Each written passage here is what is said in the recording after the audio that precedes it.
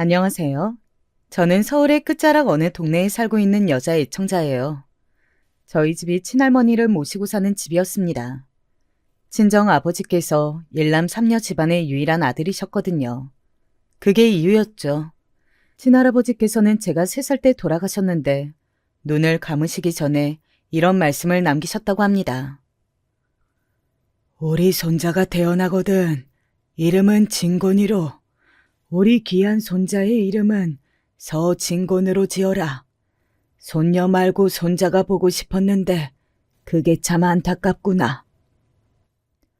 손녀가 바로 저였습니다. 3살 배기여서 당연히 그 유언을 기억하지 못했고 나중에 친척 어른들께 얼핏 전해 들은 것이었죠.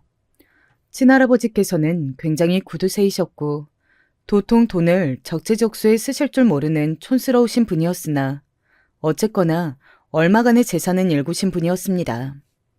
친가의 사정은 그랬던 반면 외가는 무척이나 가난했다고 해요. 먹을 게 없어서 말 그대로 쫄쫄 굶기도 하면서 살아온 집안이었습니다. 친정 엄마께서는 그 어떤 홀대를 당하셔도 도망치실 곳이 없었어요. 돌아서실 공간조차 없었기에 그저 인내하고 견뎌내신 게 전부였습니다. 스트레스가 너무 심하셔서 그런지 금방 임신이 안 되었다고 해요. 오래 기다렸다가 만난 뱃속에 새로 자리 잡은 생명을 얼마나 모두가 반겼겠나요. 그리고 내심 모두가 이렇게 기대를 하였습니다. 뱃속에 반드시 아들이 자리를 잡았을 거라고요. 하지만 태어난 건 딸인 저였죠. 친할아버지께서는 돌아가시면서까지 손자가 아니라 손녀가 태어난 것을 무척 안타깝게 여기셨어요. 친할아버지께서 돌아가신 이후 재산 정리에 대한 문제가 대두되었고 그 이후에 저희 집에서 친할머니를 모시게 됐던 겁니다. 왜냐하면 재산은 당연히 딸들이 아닌 유일한 아들이 받아야 한다고 친할아버지께서 생각하고 계셨기 때문입니다. 친할머니께서도 똑같이 생각을 하셨고요. 고모들의 반발이 심했어요. 해도 너무하신 거 아니냐며 엄청 따져대셨던 걸로 기억을 합니다.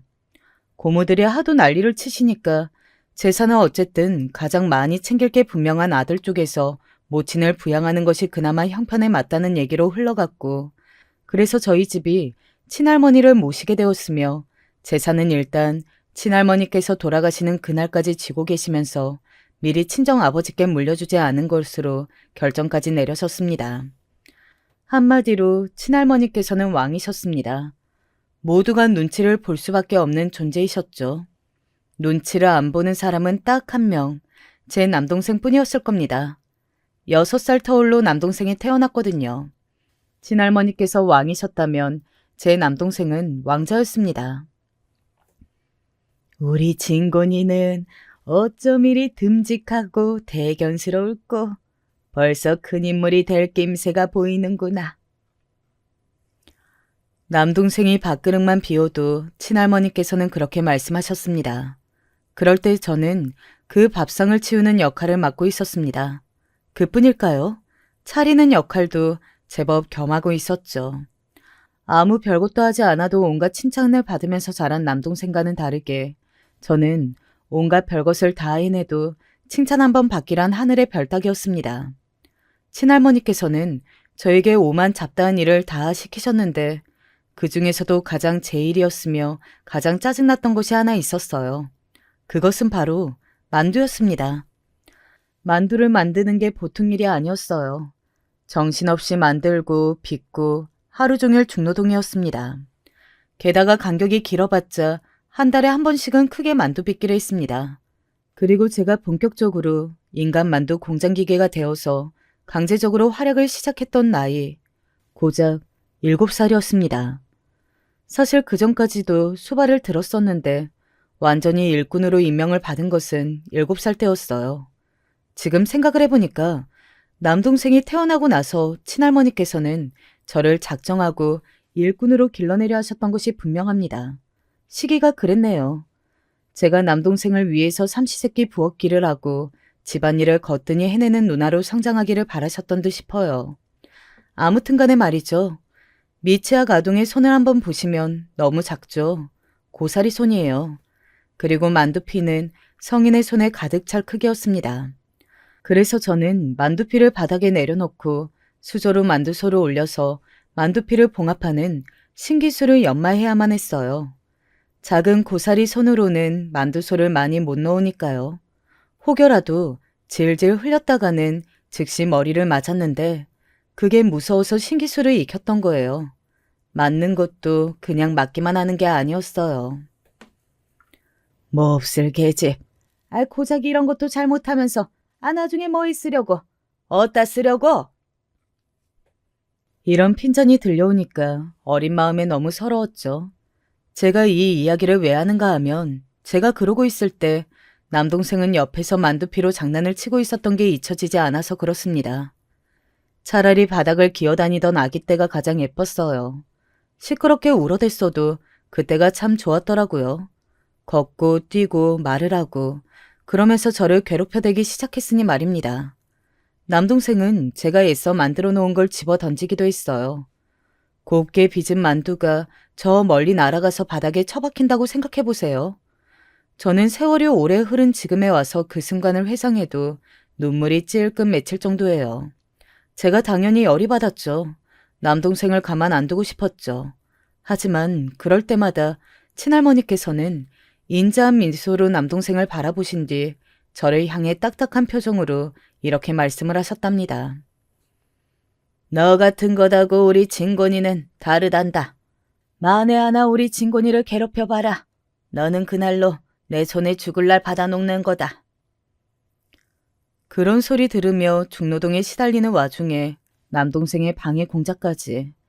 저에게 있어서 만두를 만드는 과정은 가히 울분이 가득한 일이 아닐 수 없었습니다. 마트에 가서 대기업들이 앞다투어 내놓은 먹음직스러운 냉동 만두 코너를 볼 때마다 제가 괜히 가슴 한구석이 아련해지는 게 아니라니까요. 자랄 적에 저를 도와주는 사람이 하나라도 있었다면 덜 서러웠을 거예요. 서럽기만 할 것이지 외롭기까지 한 나날이었습니다. 친정 엄마께서는 남동생에게 고마워하시던 분이었어요. 덕분에 시집살이의 괴롭힘을 덜어낼 수 있었으며 마음의 짐까지 내려놓을 수 있었다고 여기셨거든요. 시집살이를 그렇게 당하셨다고 하는 분이 제가 친할머니께 구박을 당하고 지내는 것에는 왜 공감을 안 해주시고 안 도와주셨는지 모를 일이에요. 제가 불만을 터뜨리면 이렇게 말씀하시면서 저를 달래셨습니다. 네가 참아라. 뭐 어쩌겠니. 나라고 마음 편한 거 아니니까 못나게 굴지 마. 첫째라면 의연해야지. 그래야 동생한테 본을 보이지. 왜 제가 하필 첫째로 태어나서 동생에게 모범을 보여야 하는 것인지. 딸로 태어난 것도 억울해 죽겠는데 이중고가 따로 없었어요. 친정 아버지도 마찬가지셨죠. 아버지가 할머니한테 말씀 좀 해주시면 안 돼요? 다음 제사 때 저한테 다 시킬 것이라고 했단 말이에요. 원래 중학생이 집안 제사를 다 준비하는 게 맞아요? 그게 정상이에요? 너는 매사에 투정이 너무 많아. 네가 밥을 굶기라 하냐 아니면 학교를 못 다니기라 하냐. 너같이 축복받은 인생이 또 어디에 있다고 이것저것 다 불만이야. 마음을 곱게 써라. 할머니께 잘해드려. 할머니는 저한테 잘 안 해주시는데 항상 저만 할머니한테 잘해드려 하네요. 당연한 걸 가지고 너는 그러는구나. 할머니는 집안 최고 어른이고 재산도 지고 계시는 분인데 네가 열심히 잘해드려야지. 그래야 효녀이지. 종종 듣고만 하는 재산 얘기도 저를 황당하게 만들 뿐이었어요. 재산을 친할머니께서 쥐고 계시든 말든 대체 그게 무슨 상관인가 싶었던 것이죠. 친척 어른들이 전부 친할머니한테 설설 기는 꼴도 보기 싫었습니다. 걸핏하면 다들 저희 집으로 행차하는 것도 싫었고 그냥 다 싫었어요. 만두를 빚는 것도 지겨웠습니다. 오죽하면 당시에 남동생이 만두를 먹으면 구토하는 병에 걸렸으면 좋겠다고 소원을 빌었을 정도였어요. 중학생이었던 저는 머리가 점점 커지고 있었는데 학교에서 친구들과 가족 얘기를 나눌 때면 적잖이 민망해졌습니다. 형제들과 치고받고 싸우는 경우는 있어도 저처럼 저보다 어린 형제한테 서열이 완전히 밀려서 찬밥 신세인 사람은 아무도 없었으니까요. 그러다가 어느 날 제가 만두를 자주 빚느라 힘들다는 이야기를 해버렸고 친구들은 저를 놀려댔습니다. 그렇게 애를 써서 빚은 만두 너는 몇 개나 먹어? 원 없이 배 터지게 먹을 수는 있어? 말문이 막히더라고요. 마음껏 먹을 수가 없었으니까요. 그런데 그날따라 집에 도착하자마자 친할머니께서 저를 부르시며 만두 이야기를 꺼내셨던 거예요. 이제 슬슬 겨울로 접어들 기미가 보이면서 추워지니까 이럴수록 만두를 해먹어야 한다는 친할머니의 말씀을 들으면서 제가 눈이 돌아갔습니다. 겨울이 오는 거랑 만두를 해먹어야 하는 거랑 무슨 상관이 있는 거예요? 너는 만두를 차갑게 익히는 방법이라도 알더냐? 만두는 따뜻한 음식이야. 그러니 겨울이 제격이지. 오늘따라 잔말 내뱉지 말고 만두 빚을 준비나 해. 싫어요. 저 만두 빚기 싫다는 말이에요. 이것이? 오늘따라 왜 이래? 이른 추위라도 먹었나? 만두를 누군가는 해야 하는 법인데 네가 이렇게 나오자면 어쩌라는 것이냐? 요놈의 기집애가 왜 이렇게 버르장머리 없이 굴어? 그러면서 제 머리를 세게 치셨어요. 분했던 저는 친할머니를 노려보면서 씩씩대며 울었습니다. 그러자 잠시 후 찬물컵을 제 얼굴에 끼얹으셨어요. 찬물 세례를 받고서 콜록거리는 저에게 친할머니께서는 정신 좀 차리고 살라며 그렇지 않으면 집에서 쫓아내겠다고 하셨습니다.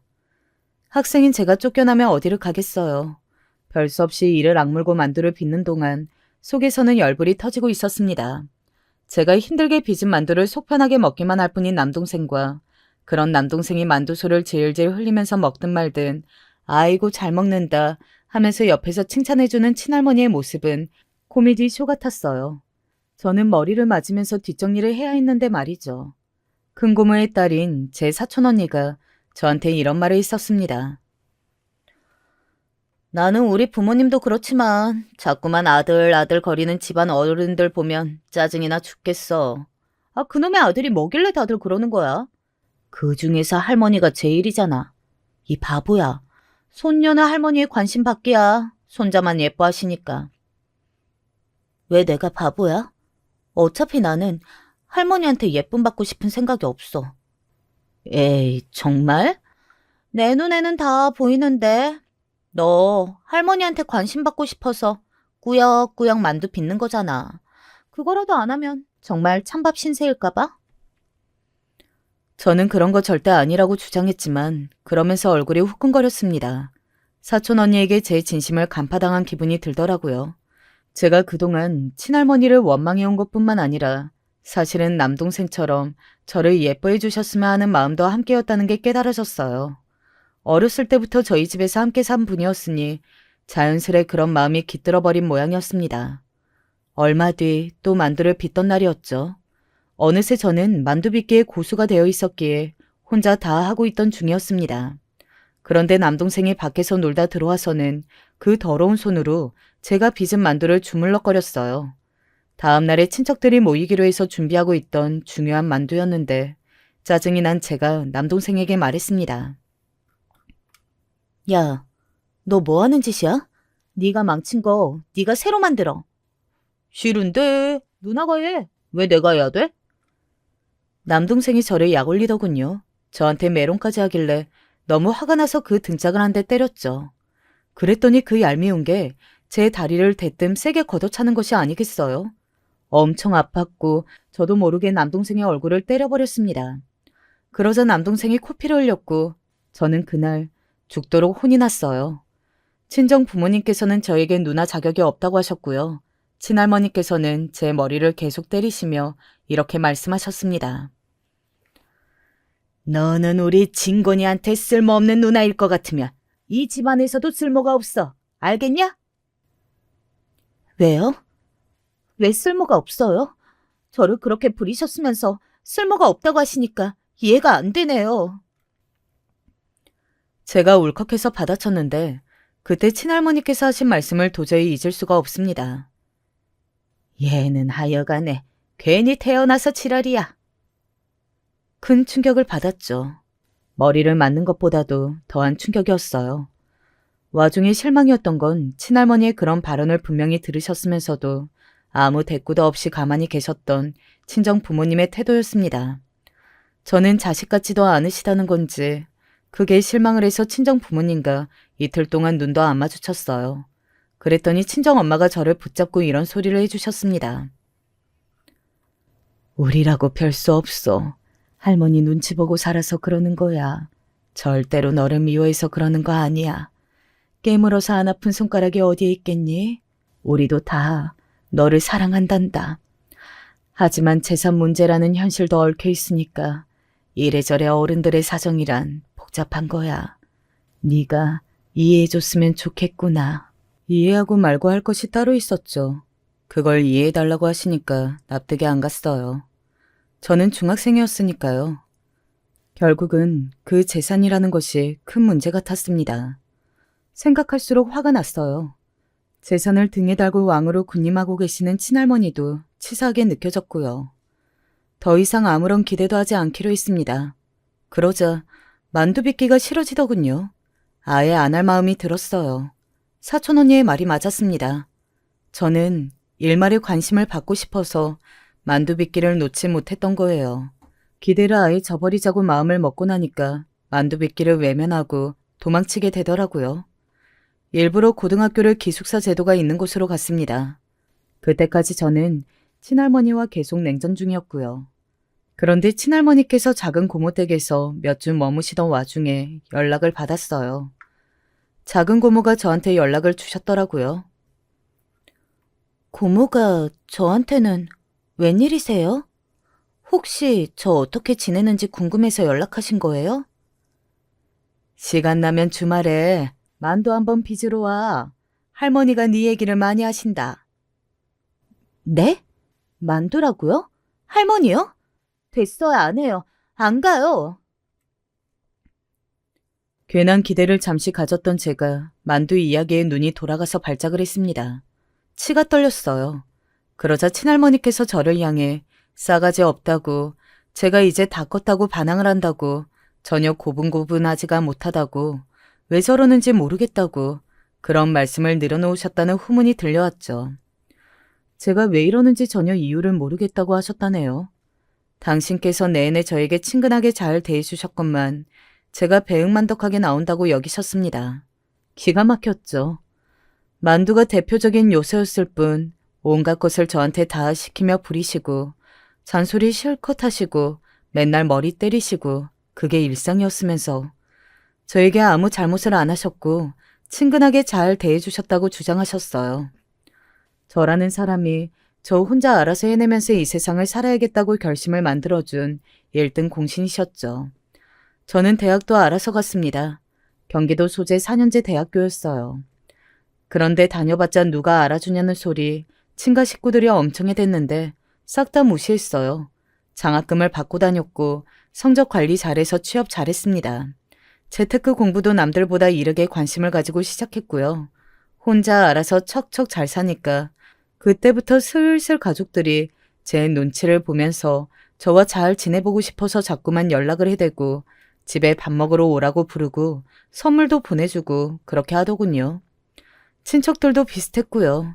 제가 사회생활을 척척 해내고 있을 때 남동생은 입시를 망쳐서 재수했습니다. 재수가 망해서 또 재수했고요. 오랜만에 집에 가봤더니 재수생 남동생은 살이 디룩디룩 쪄 있었습니다. 왜 저렇게 살이 쪘는가 했더니 만둣국을 하도 먹어서 그렇다는 소리에 어처구니가 없었죠. 친할머니께서 남동생의 재수 생활을 응원해 주시려고 만두를 그렇게나 빚으셨다고 했습니다.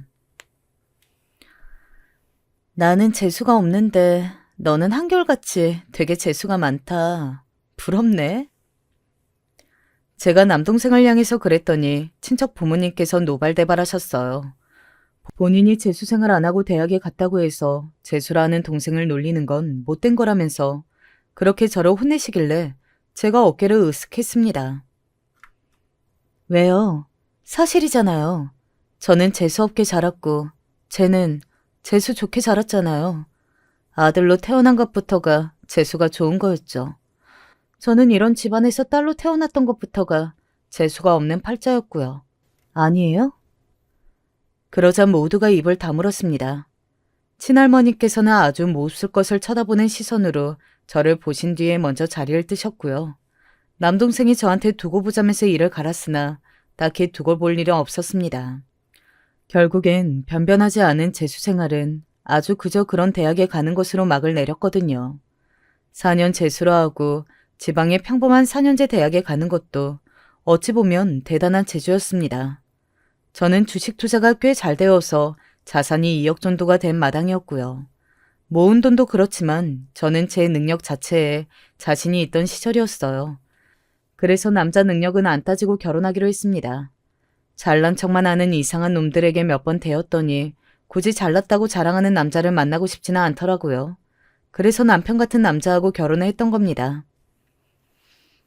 나는 자기보다 잘난 여자한테 열등감 갖는 남자들이 진짜 이상하다고 생각해. 남자 망신 다 시키는 종자들이야. 남편이 그렇게 말을 하는 게 무척 믿음직스럽더라고요.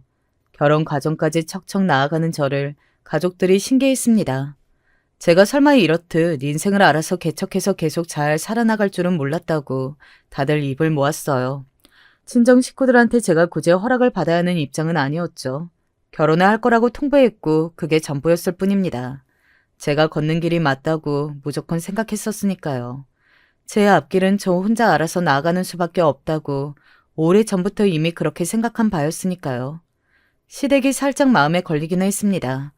시아버지께서 남편이 군대에 있을 때 돌아가셔서 안 계셨는데 그래서인지 시어머니께서 당신의 아들에게 묘하게 집착하시면서 우리의 아들이 세상에서 가장 잘났다 이렇게 여기시는 듯 했거든요. 우리 아들이 원체 잘났으니까 내 눈에만 그렇게 보일 리 없으니까 반드시 어느 날에 어떤 여자가 채워갈 것이라고 그렇게 내가 알고서 믿고는 있었지만 아휴 막상 그런 날이 닥치고 나니까 눈앞이 막 깜깜해지네. 우리 아들 없이 내가 어찌 살까 싶다. 이제 우리 아들이 엄마보다 자기 아내를 1순위로 놓으면 내가 그거 서운해서 어찌 견딜까 싶다. 네? 그럼 어머님께서는 아들 장가 보내기가 영 싫으신가 봐요? 혹시 이 결혼을 반대하신다는 건가요? 너는 사람 말을 끝까지 경청해라. 내가 언제 반대하겠다고 그랬니? 반대라도 하고 싶을 만큼 섭섭한 마음이라고 내가 지금 그 소리를 하고 있는 거잖아. 마음 같아서는 결혼을 안 시키고 싶지만 우리 아들이 너무 잘났기 때문에 결국에는 어쨌든 언젠가는 결혼을 할 수밖에 없다는 것을 내가 너무 잘 알고 있다는 거지. 왜? 잘났으니까. 여자들이 가만히 안 두니까. 에휴, 이런 내 마음도 제대로 헤아리지 못하고 너는 사람이 생각하는 게 좀 1차원적이야.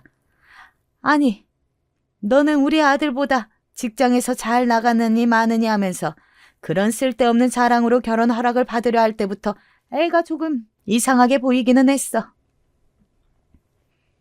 제가 직장을 괜찮게 잘 다니고 있으면 그걸로 좋은 점수가 될 거라고 생각해서 말씀을 드렸던 것뿐인데요. 남자의 자존심을 짓밟고 싶어서 환장했다는 얘기구나. 너도 보통 여자는 아니야. 시어머니와 사이 좋은 고부관계가 될 것 같지는 않았습니다. 하지만 시어머니와 시누이가 사는 시댁과 저희 부부가 신혼집으로 찍어둔 동네가 가깝지도 않았고 무엇보다 남편이 자기 모친과 사고방식이 완전히 다른 사람이라고 믿었기에 결혼으로 직진을 했습니다. 하지만 누군가 그랬죠. 만약 돈에 관심이 없다고 말하는 사람이 있다면 그 사람을 경계하라고요. 그 사람이야말로 돈에 완전히 미친놈이라고요. 남편하고 살면서 그 말이 저절로 떠올랐습니다. 여자한테 자격지심 갖는 남자들이 이상한 거라고 강조해댔던 남편이었는데 제가 직접 겪어보니까 본인이야말로 딱 그런 남자였더라고요. 대출받아서 장만한 보금자리에서 결혼 생활을 시작했을 때까지만 해도 체감을 못했었습니다. 하지만 사람 인생이 평탄한 길만 있지 않으니까요. 제가 걱정 없이 계속 다닐 줄로만 알았던 직장에서 좀 문제가 생겼어요. 힘든 일이 닥쳤거든요.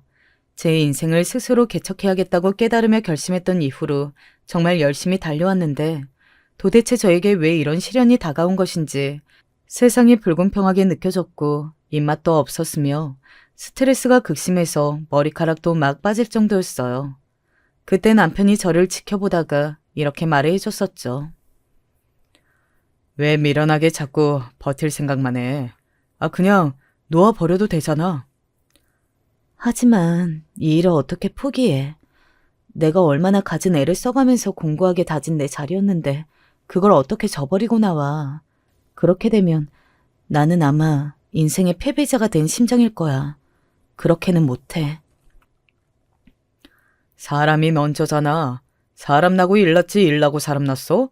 사람이 없으면 세상에 도는 돈도 아무 의미가 없어. 그냥 휴지 조각인 거야. 그러니까 당신은 제발 본인부터 챙겨. 이러다가 진짜 병나서 큰일 나겠어. 그까짓 일 좀 안 하면 어때? 그냥 쉬면 뭐가 어떻다고 그래. 그런다고 해서 절대로 세상이 무너지거나 망하지 않아. 오히려 아무 문제도 없어서 당신도 깜짝 놀랄 거야. 정말? 진짜 그렇게 생각해? 그치만 내가 일을 그만두면 당신에게 부담이 될까봐 그것도 조금 걱정이 돼. 그런 걸로 내 걱정은 하지 마. 그럴 필요 없어. 고마워. 든든한 내 편이 있다는 게 정말로 의지가 되고 힘이 된다. 저는 눈물을 쏟았고 얼마 후에 애착이 깊었던 정든 저의 직장을 떠났습니다. 스트레스가 심해서 음식도 잘 먹히지 않았고 살이 너무 빠져서 옷이 맞는 것이 없을 정도였어요. 그랬는데 일을 그만두고 나오고 나니까 왠지 숨통이 트이면서 세상이 달리 보이더라고요. 막막함이 있는 건 어쩔 수 없었으나 왠지 모를 해방감은 있었습니다. 그래서 남편에게 더욱 고마웠고요. 건강관리도 하면서 천천히 마음을 다시 다잡은 뒤에 새롭게 출발을 해봐야겠다고 결심했습니다. 불의의 사건에 휘말린 바람에 그 업계에는 다시 얼굴을 비추기가 힘들게 되었지만 맨땅에 헤딩을 한다는 심정으로 새로운 일을 찾아서 해보리라는 계획을 마음속에 세웠어요. 남편이 저를 받쳐준 덕분이라고 그렇게 생각하며 지내고 있던 어느 날이었습니다. 남편이 저녁 늦게 술을 마시고 들어왔는데요. 종종 있던 일이라서 대수롭지 않게 여겼어요. 저는 자기 전에 목욕을 하려던 날이었기 때문에 욕조에 물을 받았는데 그러다가 비누 떨어진 게 생각나서 그걸 챙기려고 잠시 욕실을 나왔어요. 그런데 눕자마자 잠에 든 줄 알았던 남편이 통화를 하고 있더라고요. 술기미기도 있고 욕실에서 욕조에 물 받는 소리가 계속 나고 있으니까 제가 그 안에 있는 줄 착각한 모양이었어요. 제가 나온 줄도 모르고 술에 취한 즐거운 목소리로 이런 통화를 하고 있었습니다. 그렇다니까. 그래서 내가 지금 외벌이 가장으로 지내고 있잖아. 좀 짜증나기는 하는데 우리 와이프의 기고만장한 얼굴이 요새 사라져서 그건 좋아. 마음에 들어. 나보다 돈 조금 더 번다고, 조금 더 좋은 직장에 다닌다고 그거 가지고 얼마나 지독하게 유세를 부리면서 덕을 지켜들고 지내던지. 꼴 보기 싫었어. 난 여자들이 잘난 척하는 게 그렇게 보기 싫더라. 와이프가 그럴 때마다 귓방망이를 날려주고 싶었는데 내가 모아놓은 돈이 없어서 와이프 정도로 능력 좋은 여자를 잡아서 결혼할 수밖에 없었던 상황을 떠올리면 간신히 참아왔던 거야. 근데 참고 사는 거 끝나니까 기분이 너무 좋더라. 그래서 요새 와이프가 집안일 엄청 하면서 살아. 자기 친할머니한테 구박받으면서 온갖 잡일 다 하면서 자랐다고 그랬을 때 그 점이 무척 마음에 들어서 그 이후로 내가 막 들이대서 결혼까지 왔던 건데 그 과거 이야기가 거짓은 아니었나 봐. 부엌부터 베란다까지 집안 곳곳을 잘 돌보는 것 같아. 마음에 들어. 자고로 여자란 이래야지. 이게 여자이지. 차라리 다른 욕이었으면 제 기분이 그토록 가라앉지는 않았을 것 같다는 생각이 들었어요. 기분이 밑바닥까지 내려가서 아파트 지하 주차장까지 뚫고 내려가는 느낌이었습니다. 저는 멍하게 비누를 챙겨서 욕실로 다시 가려다가 왜 참아야 하나 싶어서 물을 끄고 남편에게 달려갔죠. 통화를 마치고 침대에 대자로 뻗어서 쿨쿨 자고 있는 남편의 얼굴에 비누를 던졌습니다. 이 비겁하고 못난 놈아. 지금 잠이 와? 저 자빠져 잘 마음이 들어? 당장 일어나. 아파. 당신 왜 이래? 뭐 화났어? 근데 내일 얘기하자. 나 지금 너무 잠이 온다. 화 좀 가라앉히고 있어. 화내면 얼굴에 주름 생겨. 그런데 남편이 입맛을 다시며 중얼거리더니 다시 잠이 드는 거예요. 도저히 술기운과 잠기운에 빠져서 안 일어날 기세 같았어요. 매도 먼저 맞는 게 낫다는 말이 왜 있는지 실감하게 만들어줄게. 오늘 나와 부딪히는 게 나았다고 생각하게 될 거야.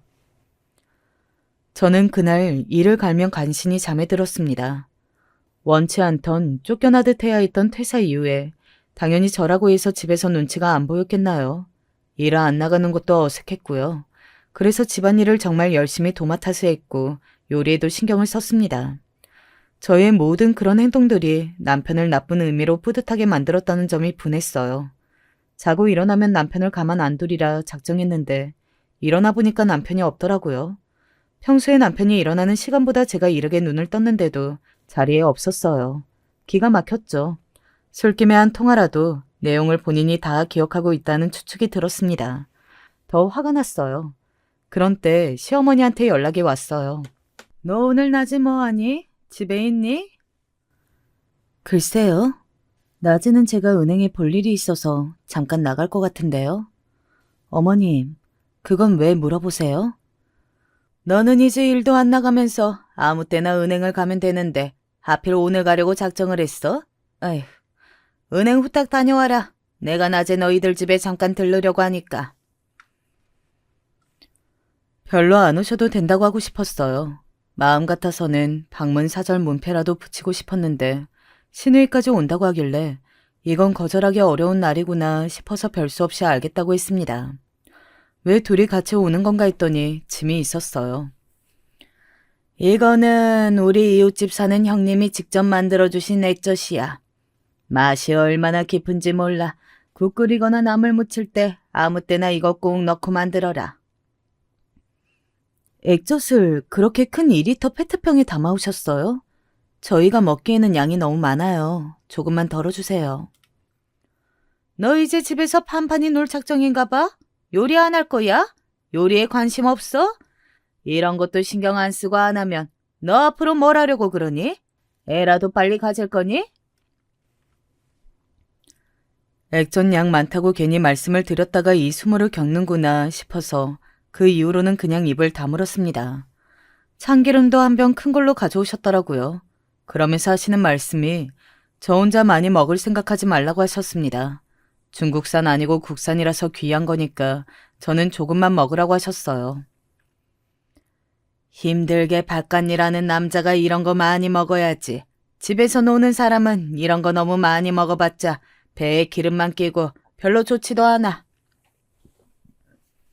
어머니, 제가 언제까지고 집에서 놀 생각은 없어요.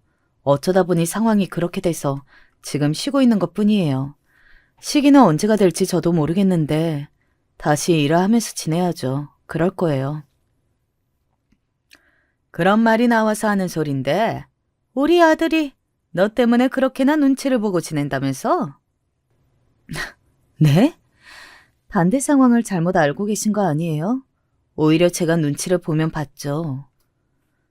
우리 아들이 얼마나 괜찮고 잘난 인물인지 네가 알긴 아니? 응?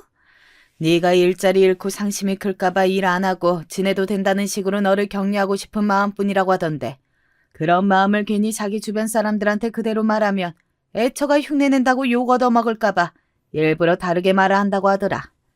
근데 네가 간밤에 그걸 잘못 듣고서 우리 아들의 깊은 속내도 모르고 득달같이 화를 냈다면서? 힘들게 일하고 들어온 사람을 잡고 그 늦은 밤에 화를 냈다면서? 너도 참 마음 다스리고 살아라. 들리는 게 다가 아니야. 그 안에 든 진심이 중요한 거지. 우리 아들보다 속 깊고 괜찮은 인물이 또 어디에 있다고. 너는 네가 얼마나 큰 복덩어리를 안고 사는지도 모르면서 태연하게 행동하는구나. 아휴, 너같이 부러운 팔자는 내가 처음 본다. 옛날에 친할머니께 맨날 구박받으면서 살 때 친정 아버지께서 저보고 축복받은 인생이라고 하셨을 때보다 더 당황했어요. 시어머니께서 대체 무슨 소리를 하시는 건지 이해가 안 갔고요. 다만 남편이 자기 모친께 상황을 본인한테 유리한 대로 전달해서 도와달라고 한 것만은 분명해 보였습니다. 남편이 너무 얄밉게 느껴져서 입 꾹 다물고 그냥 시어머니의 잔소리를 가만히 들었어요. 그러면서 알게 되었죠. 시어머니께서는 당신의 아들을 외벌이로 고생시키는 제가 너무 싫으면서도 제가 직장을 가지고 잘난 척을 못하게 된 상황을 무척 고소해하셨습니다. 꼴 좋다고 여기셨죠. 언행에서 그게 느껴졌어요. 비참하더라고요. 제 추락을 이렇게 반기는 사람들이 있다는 것 자체가 너무 씁쓸한 기분이 들었어요. 그날 저녁이 되어서야 저는 남편에게 따질 수 있었습니다. 어머님한테 다 이른 모양이더라. 그러고 싶었어? 치사하고 비겁하게? 엄마가 우리 상황에 참견 못하실 분은 아니잖아. 그래서 말씀드렸어. 나는 당신에게 나쁜 생각은 전혀 안 하고 사는데 이런 나를 당신이 오해할까봐 그게 겁이 나고 속이 상하기도 해서 엄마한테 상담을 받고 싶었던 것 같아. 사실 간밤에 내가 친구놈하고 통화를 했다는 것만 기억이 나고 내용은 거의 안 떠올라. 근데 내가 말실수를 술김에 한 것 같아서 어쨌든 미안한 마음이야. 기억은 안 나는데 미안하기는 하고 어머니께 도움은 청해야겠고. 도대체 무슨 소리라는 거야? 아직 술 덜 깼어? 술 마시고 운전대는 잡았는데 음주운전을 안 했다는 말보다도 100배는 더 어이가 없네. 됐고, 내가 일을 그런 식으로 그만두게 돼서 속으로 나를 쌤통이라고 생각했는지 안 했는지는 그거나 솔직하게 털어놔. 내가 그럴 리가 없잖아. 절대 아니야. 남편이 잡아댔어요. 하지만 술김에 나왔던 게 그게 본심이라고 저는 자꾸만 그런 생각이 들었고 남편에게 신뢰를 잃어버린 후였습니다. 마음속에 한번 의심의 새싹이 피어오르면 끝이라고 하던데 그 말이 맞더라고요. 남편이 자꾸만 밥 아직 안 됐어? TV 선반에 먼지 있다. 화분에 내일 물 줘야 하는데 이런 말들을 저에게 던질 때마다 사실은 지시를 내리고 있다는 기분을 지울 수가 없더군요. 불임당하는 것을 친할머니께 지독하게 겪어왔건만 나이가 들어 결혼하고 나서도 이렇게 살아야 하나 싶었습니다. 어쩌다가 제가 제 발등을 찍어서 이렇게 살고 있나 싶은 생각이 들었던 바로 그때였어요. 아무래도 내가 이제 살 날이 드디어 얼마 안 남았나 보다. 죽은 영감 곁으로 내가 갈 데가 멀지 않은 것 같아. 우리 귀한 손자, 우리 진곤이 이야기를 만나서 해주면 분명히 잘 들을 테지. 그런데 나는 왜 이렇게 내가 떠나기 전에 우리 손녀한테 뭔가를 해주고 싶을까? 우리 손녀, 요새는 뭐하고 사나? 결혼해서 어찌 사나? 건강이 안 좋으셔서 입원을 하신 친할머니께서 그런 말씀을 하신 겁니다. 친정 부모님뿐만 아니라 다른 친척들도 병문안 차 와 있던 도중에 말씀을 하셔서 모두가 들었다네요. 그 얘기를 듣고서 도저히 바로 안 가볼 수가 없어서 걸음을 했습니다. 제가 어렸을 때에 비하자면 몸이 반절밖에 안 되시는 것 같은 친할머니께서 힘없이 누워 계시는 모습에 가슴이 철렁 내려앉았죠. 할머니, 저 왔어요. 몸은 좀 어떠세요? 늙은 몸뚱이가 죽을 날을 받아놨으니 그저 그렇지 뭐. 너야말로 어떠니? 기세 등등하게 결혼을 해치우더니 보란듯이 잘 살고 있겠지. 일은 어쩌고 이 시간에 왔어? 사실 일은 안 다니고 있어요. 직장에서 나온 게 벌써 거의 3달 정도 된 일이에요. 억울하고 안 좋은 일이 있었거든요. 그래서 지금은 집에서 쉬는 중이고요.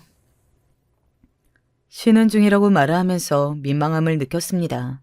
친할머니께서도 저를 고소해하실 거라고, 꼴 좋다고 여기실 거라고 순간적으로 그런 생각도 들었고요. 하지만 제 생각은 틀린 것이었어요.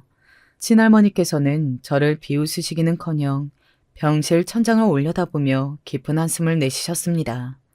그러더니 생각에 오래 잠겨 계셨어요. 그 침묵이 무거워서 저는 차마 입을 떼지도 못했고요. 마침내 친할머니께서 오랜 생각을 마치시고 저에게 놀라운 이야기를 꺼내셨습니다. 네가 직장을 들어가고 나서 얼마 안 됐을 때였나? 딸로 태어난 것 자체가 재수없는 일이었다고 그랬었는데 그게 이후로도 자꾸만 내 가슴을 후벼 파더라. 자꾸만 생각이 나더라. 그래서 왜 자꾸 네가 한 그 말이 나를 괴롭히는 것인가 곰곰이 돌아봤더니 그것이 내가 너에게 가진 미안함이었더라. 그거였어. 근데 나는 그걸 인정하기 싫고 마주하기 싫어서 이날 이때까지 그 미안함을 내 속에다가 꿍쳐두고 지냈다. 눈시울이 뜨거워져서 혼났습니다. 입을 떼면 울음이 터져나올 것 같아서 억지로 참으며 가만히 있었어요. 그런 저를 가만히 바라보시던 친할머니께서는 결국 다음 말씀으로 저를 울리셨죠. 노동에는 값이 있어야지. 내가 너한테 한 번도 시켜먹은 값을 져주지 않았으니 이제 그 밀린 값을 져주련다. 내가 미천을 대줄 테니 새롭게 일을 해봐라. 단 한 번도 작은 선물은커녕 친할머니께는 칭찬 한 번 들어본 일이 없었던 게 저였어요. 그런데 세월이 흘러서 친할머니께서 저에게 돈을 주시겠다는 이야기를 듣게 될 줄은 몰랐습니다.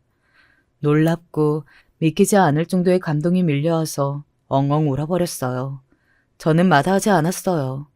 은근히 저를 숨막히게 하는 남편과 살면서 집안일을 하는 동안 제 가슴은 이렇게 살고 싶지 않다고 외치고 있었으니까요. 저는 저와 비슷하게 퇴사를 했던 전 직장 동료들에게 연락을 했고 함께 일을 시작해보자고 제안을 했습니다. 미처는 친할머니께서 주신 돈으로 해결했어요. 저 포함 4명이서 일을 시작했습니다. 그리고 금세 일의 규모가 커져서 몇 달 만에 2명을 채용해야 했어요. 그리고 다시 몇 달이 지났을 때 동정업계의 큰손이라 불리는 곳에서 좋은 제안을 받았고 합류하는 쪽으로 결정을 했습니다. 결코 간단하지 않은 과정이었지만 저는 남편하고 상의를 하지 않았어요. 제가 이런 일을 시작해서 하고 있다는 얘기는 안 했습니다. 무슨 일을 나가겠다는 거야? 어떤 일인데? 뭐 하면서? 얼마 버는 일인데? 아, 별거 아니고 단순 사무직이야. 아르바이트 같은 거. 그래? 아, 그런 거였어? 난 또 괜히 걱정했네. 제가 별거 안 한다고 하니까 눈에 띄게 기뻐하던 남편의 모습으로 밀어보건대 계속 안 밝히는 게 나을 것 같았어요. 시댁과는 마주치기도 싫어서 제가 일부러 일주일에 한 번씩 안부 전화를 드렸습니다. 그것으로 웬만한 걸 끝내고 싶어서였죠. 남편이 자기가 알아서 집에 잘하겠다고 강조를 해오기도 했고요. 하지만 영원히 피할 수 없는 관계는 없는 모양이었습니다. 제가 너무 무리를 한 모양인지 웬 독감에 걸린 때였어요. 이틀간 몸이 안 좋더니 사흘째부터는 아무것도 할 수 없는 지경이 되었어요. 출근도 못했고요. 병원만 간신히 갔다가 집에 와서 죽은 듯이 쉬었습니다. 독감 옮으면 안 되는데. 아, 그러면 나 엄청 고생하는데. 당신하고 다르게 나는 직장 생활에 타격 입으면 안 되거든. 그러니까 나한테 옮지 않게 주의 좀 해줘. 겨우 그딴 소리나 하던 남편, 아픈 채가 누워있는데 거실 소파에 이불 들고 나가서 밤새 TV 틀어놓고 낄낄거리다가 잠든 남편이 출근하고 집에 없으니까 차라리 마음이 편하고 좋더라고요.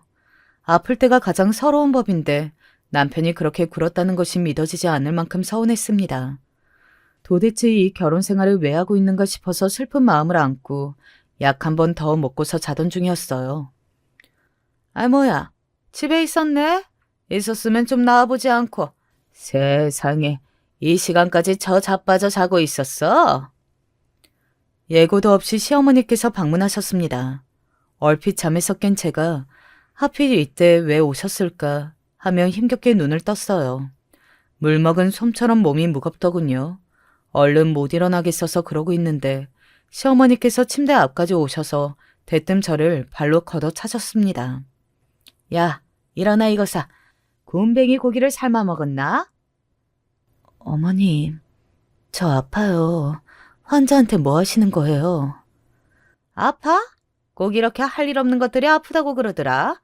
우리 아들이 버는 돈으로 집에서 판판이 놀고 자빠진 주제에 아프다는 소리가 나와? 정말로 아픈 것은 내 마음이야 이거사. 우리 잘난 아들한테 기생해서 피를 쪽쪽 빨아먹고 사는 주제에 으이그 이 화상. 그 소리를 듣는 순간 아픈 제 머리가 다른 의미로 돌아갔어요.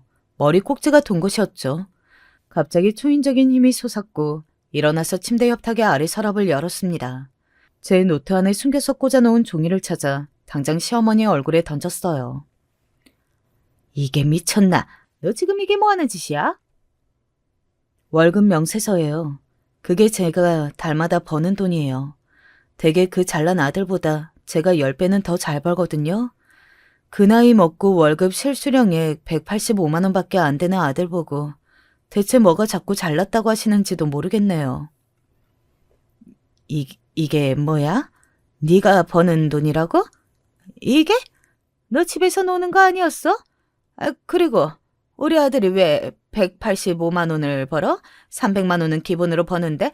그래서 이 집도 우리 아들이 대출 알아봐서 다 한 거잖아. 무슨 소리예요? 제가 정확히 확인해봐서 알아서 실수령액 185만 원 맞고요. 이 집도 제가 제 돈이 있었기 때문에 그거 의지해서 대출받고 장만한 거예요. 300만 원을 기본으로 벌었던 건 제가 제 전 직장에서 받았던 대우 수준인데요. 당시 제가 받았던 월급 명세서 가지고 누군가 장난질이라도 친 모양입니다. 예를 들면 되게 잘난 아들? 시어머니께서 밀려오는 충격에 뒷목을 잡더니 주저앉으셨어요. 저는 머리가 너무 아팠기 때문에 여기서 좌절하지 마시고 나가서 좌절하시라며 시어머니를 쫓아냈습니다. 시어머니께서는 쫓겨나시던 와중에도 그럴 리가 없는데 라고 하셨어요. 하지만 넋이 나간 표정에서는 절망감이 넘쳐 흐르고 있었죠. 저는 비타민을 입에 털어넣으면서 이까지 독감 빨리 이겨내고 이 망할 결혼 생활도 청산하자고 결심했습니다. 그동안 왜 망설였는지 의문일 뿐이었어요. 이혼해. 너는 내가 태어나서 본 남자 중에 가장 비겁하고 치사한 놈이야. 너보다 못난 남자를 찾기도 힘들겠다. 낮에 우리 엄마하고 일이 좀 있었나 본데 그거 다 오해야. 대뜸 오해라고 하면 그럴싸하게 변명이 될 줄 알았나 봐. 부족한 지능을 이런 식으로 티를 내면 쓰겠어? 됐고, 나한테 소송 걸려서 개고생하고 싶지 않으면 순순히 이혼하는 게 좋을 거야. 나는 지금 마지막 기회를 주는 거야. 왜 이래? 이러지 마, 응? 내가 더 잘할게. 내가 잘못했어. 남편이 제 바지가랑이를 붙잡고 울며 사과했지만 저는 미동도 하지 않았습니다. 어차피 남편 같은 놈이 진심일 리도 없다고 생각했거든요. 단호하게 이혼 진행했고요. 시어머니와 시누이가 눈물로 저를 붙잡으려고 했던 것도 다 뿌리치고 그들을 벗어났습니다. 그제야 기분이 개운하더군요. 완전히 이혼이 마무리되고 얼마 안 됐을 때 친할머니께서 오늘 내일 하고 계시다는 연락을 받았어요. 기력이 다 쇠하셨는지 식사도 아예 거르시고 힘들게 숨만 쉬고 계시다고 하셨습니다. 그런 이야기를 듣고도 저는 대체 무슨 정신인지 재료를 당장 사다가 부지런히 만두를 빚었어요. 물에 삶아서 부드럽게 익은 만두를 통에 담아 친할머니께로 달려갔습니다. 할머니, 제가 만두를 좀 빚었는데요. 혹시 드실 수 있겠어요? 아무것도 계속 안 드셨다고 하길래 걱정이 돼서 싸왔어요. 그러자 모든 식구들이 말도 안 된다며 한마디씩 던졌습니다. 사람이 이제 죽을 판인데 무슨 만두냐는 것이었죠. 친정 엄마께서도 저를 만류하시려던 바로 그때였어요. 얘야, 그거 이리다오. 네가 빚은 만두 좀 먹어보자. 참으로 오랜만이네. 친할머니께서 그렇게 말씀하셨고 모두가 놀랐습니다. 말씀도 이틀 전부터 흐릿하게 하고 계시던 참이었대요. 그런데 갑자기 또렷한 목소리와 눈빛을 내시니까 모두가 놀랐던 것이죠. 하지만 이상하게도 저는 그게 놀랍지 않았고 자연스럽게 느껴졌어요. 쌓아온 만두를 꺼내자 친할머니께서는 당신의 손으로 그걸 직접 집어서 드셨습니다. 야, 맛있다. 맛있어. 바로 이 맛이었거든. 고맙다. 즐거운 목소리로 웃으며 드셨습니다. 모두가 신기해하며 기뻐했던 그 시간을 지나고 얼마 되지 않아 조용히 숨을 거두셨어요. 제가 빚은 만두가 친할머니의 마지막 식사였습니다. 친할머니께서 저를 위해 따로 내어주셨던 돈, 그것은 친정 부모님만 아시는 비밀이었죠. 그것으로 저는 남동생 때문에 친정 부모님께도 차별받으며 자랐던 마음이 달래졌던 것 같아요. 이상하게 남동생에 대한 미운 마음도 사라진 뒤였습니다. 친할머니께서 그것을 다 가지고 세상을 떠나버리신 걸지도 몰랐죠. 편하게만 자라서 그런지 성인이 된 이후에 많은 방황을 오래도록 하고 있던 남동생에게 저는 손을 내밀어 주었고요. 나쁘지 않은 남매 사이가 될 수 있었답니다. 이혼하고 나서 딱 4년 만에 저는 재혼을 했는데 지금의 남편도 남동생이 소개를 시켜줘서 만난 사이예요. 모든 게 다 지나고 나니 웃으며 돌아볼 수 있는 날들이었습니다. 제 이야기를 들어주신 여러분께서도 웃음이 가득하길 바랄게요. 저는 한때 대리운전을 많이 했었기에 라디오로 사연 들을 때가 많았는데요. 요즘 시대엔 유튜브로도 이런 세계를 즐길 수 있다는 것이 새삼 신기해요. 그래서 즐겨 듣고 있던 와중에 아무래도 라디오보다는 여기 유튜브가 더 제 얘기를 전하기 편할 것 같아서 보내게 되었어요. 적다 보니 참 제 인생은 평평한 바닥을 걸었던 날이 별로 없었음을 실감했네요. 전 20대 초반에 저와 5살 차이 나는 한 남자를 만나게 되었어요. 해외여행을 갔을 무렵에 만났는데요. 그때 저나 그 남자나 각각 혼자 여행을 와 있던 차였고 아주 정말 너무나 우연하게 같은 카페에서 이틀 연속 같은 한국인을 마주치게 된 거예요. 결국 그게 인연이 되었어요. 정말 누가 먼저랄 것도 없이 서로에게 끌렸던 것 같아요. 저기 한국인끼리 이렇게 마주친 것도 인연인데 혹시 이런 거 물어봐도 될까요? 저는 김지훈이라고 하고 올해 27이에요. 그쪽은 나이가 어떻게 되세요? 그런데 이때 저도 왜 그렇게 쑥스럽고 날아갈 듯 기뻤는지 몰라요. 어영부영 아무것도 모르고 갔던 해외에서 좋은 점도 있었지만 사실 왠지 낯설고 헤매는 부분도 있었거든요. 게다가 그 남자는 생각보다 꽤 키도 크고 좋은 인상을 갖고 있는 사람이었고요. 이후 연락처를 주고받은 뒤 한국에 와서도 다시 만남을 갖게 되었는데 본격적으로 교제하게 되었답니다. 그렇게 둘이 몇 년을 만나오다가 자연스럽게 결혼 얘기가 나오게 되었어요. 그런데 이때 남자친구가 된 이 사람이 약간 망설이며 어렵게 말을 꺼내더군요. 저기 현이야. 다른 게 아니라 나랑 결혼할 준비는 그럭저럭 되어 있다고 생각해. 그런데 결혼식을 생각하면 좀 걸리는 게 있어. 내가 그게 본가와 연락 끊은 지가 좀 됐어. 좀 복잡한 사정이 있어. 너희 집 어른들께서 이런 사정을 이해해 주실지 모르겠어. 이 말을 듣고 저도 좀 이상했던 게 안 그래도 남자친구는 도통 자기 집안이라던가 가족이나 형제 얘기를 잘 꺼내지 않았어요. 부모님이 안 계신 건가 싶기도 하고 은근 떠봤던 적도 있었는데 그때마다 화제를 피했거든요. 하지만 중요한 일을 앞두고 있고 또 우리 부모님도 궁금해하실 수 있으니 저도 이때는 좀 깊게 물어봤는데요. 알고 보니 남자친구에게는 아주 희한하고도 아픈 사연이 있었더군요. 부모님이 돌아가셨다던가 그런 건 아니야. 두 분 다 계시는데 뭐랄까 나랑 사이가 안 좋다고 해야 하나. 그래서 연락을 하지 않게 됐어. 내 밑으로 동생이 하나 있는데 얘 때문에 일이 엄청나게 많았거든. 그땐 부모님도 경제적으로 어려우실 때였는데 내가 여러모로 서운하고 힘들었어. 암튼 그래서 지금은 상황이 그래. 지금은 나에게 고모가 거의 가족이나 마찬가지고.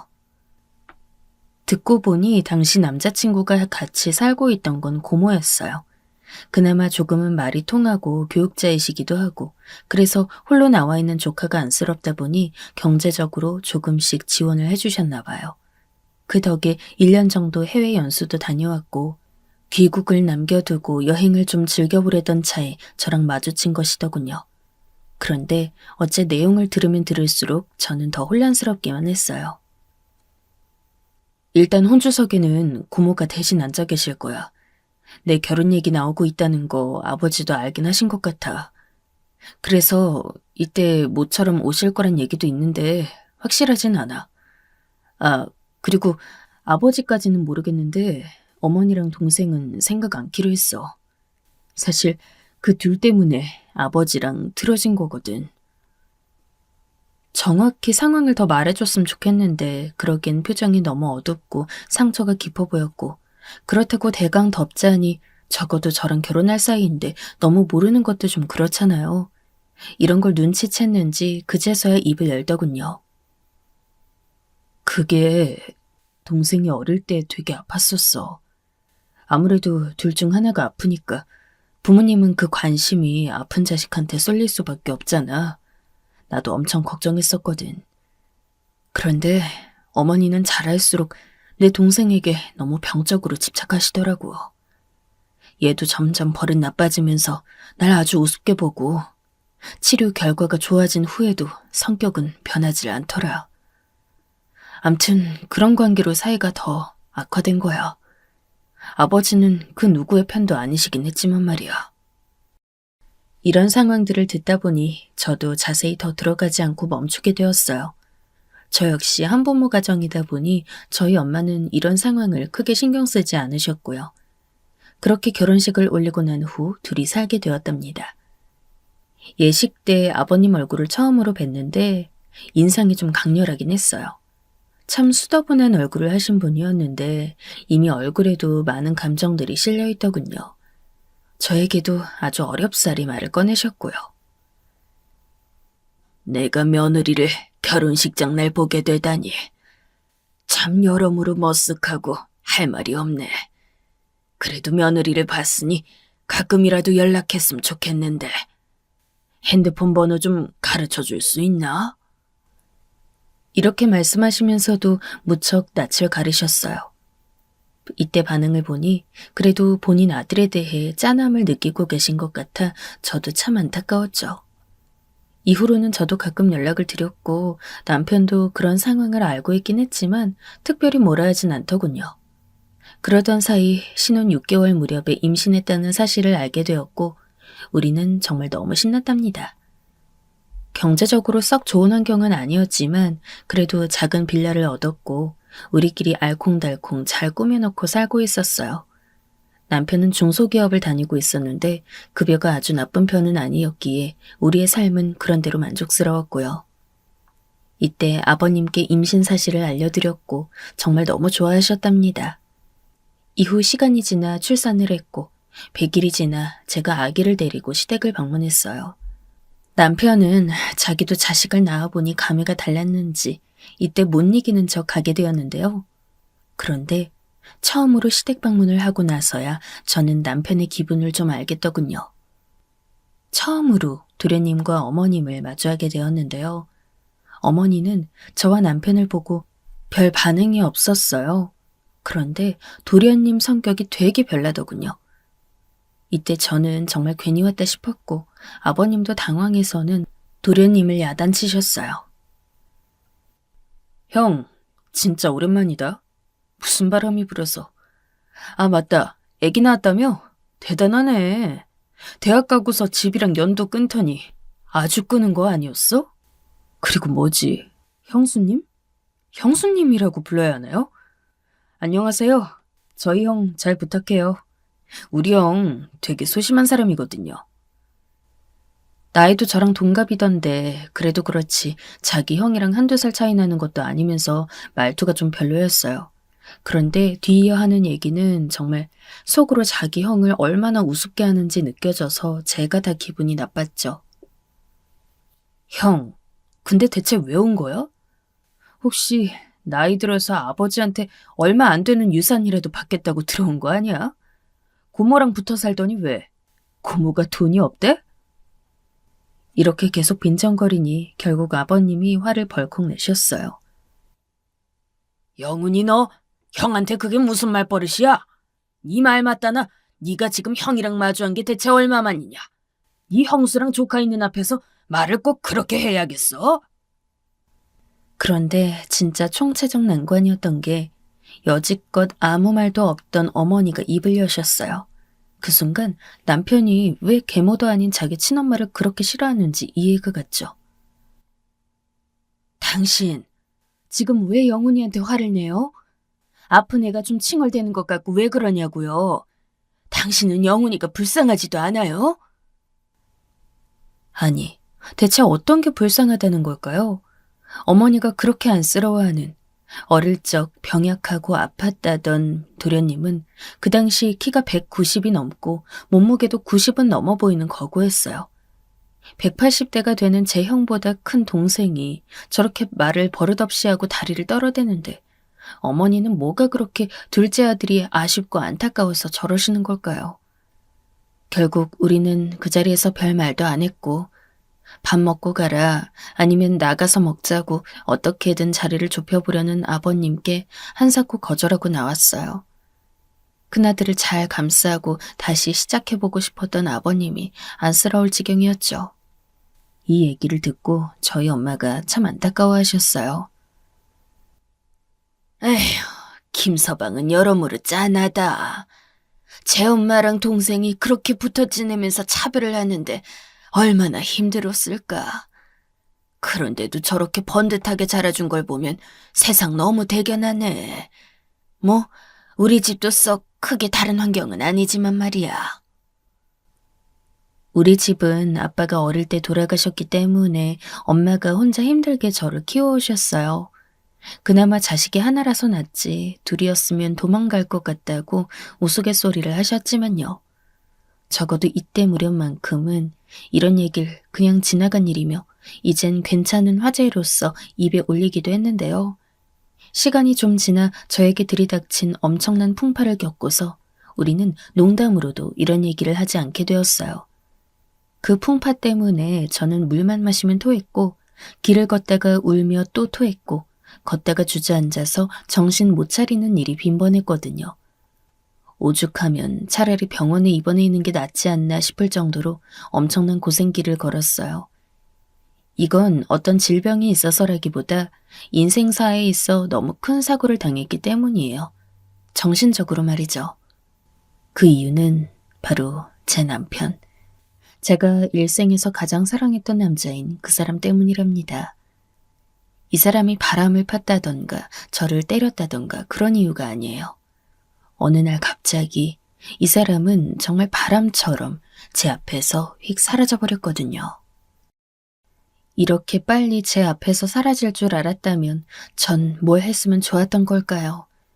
그런 생각들을 당시 하면서 툭 하면 올라오는 구역질을 견딜 수 없었어요. 실제로 구역질을 할 수밖에 없던 시기이기도 했고요.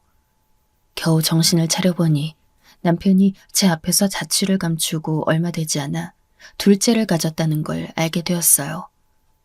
이때 엄마가 제 앞에서 정말 얼마나 오열하셨는지 몰라요. 아유, 세상에 어떻게 닮을 게 따로 있지 이런 걸 닮냐. 우리 딸내미는. 애미도 애비 없이 저를 키웠으면 너라도 명줄이 긴 신랑을 데려다가 오래 살았어야지. 이게 뭐냐 정말. 에휴. 이럴 줄 알았으면 결혼 허락 안 했을 텐데. 아휴, 게다가 하나 키우는 것도 막막해 죽겠는데 둘까지 안겨줘 놓고 그리 빨리 가면 어쩌라는 거야. 아휴.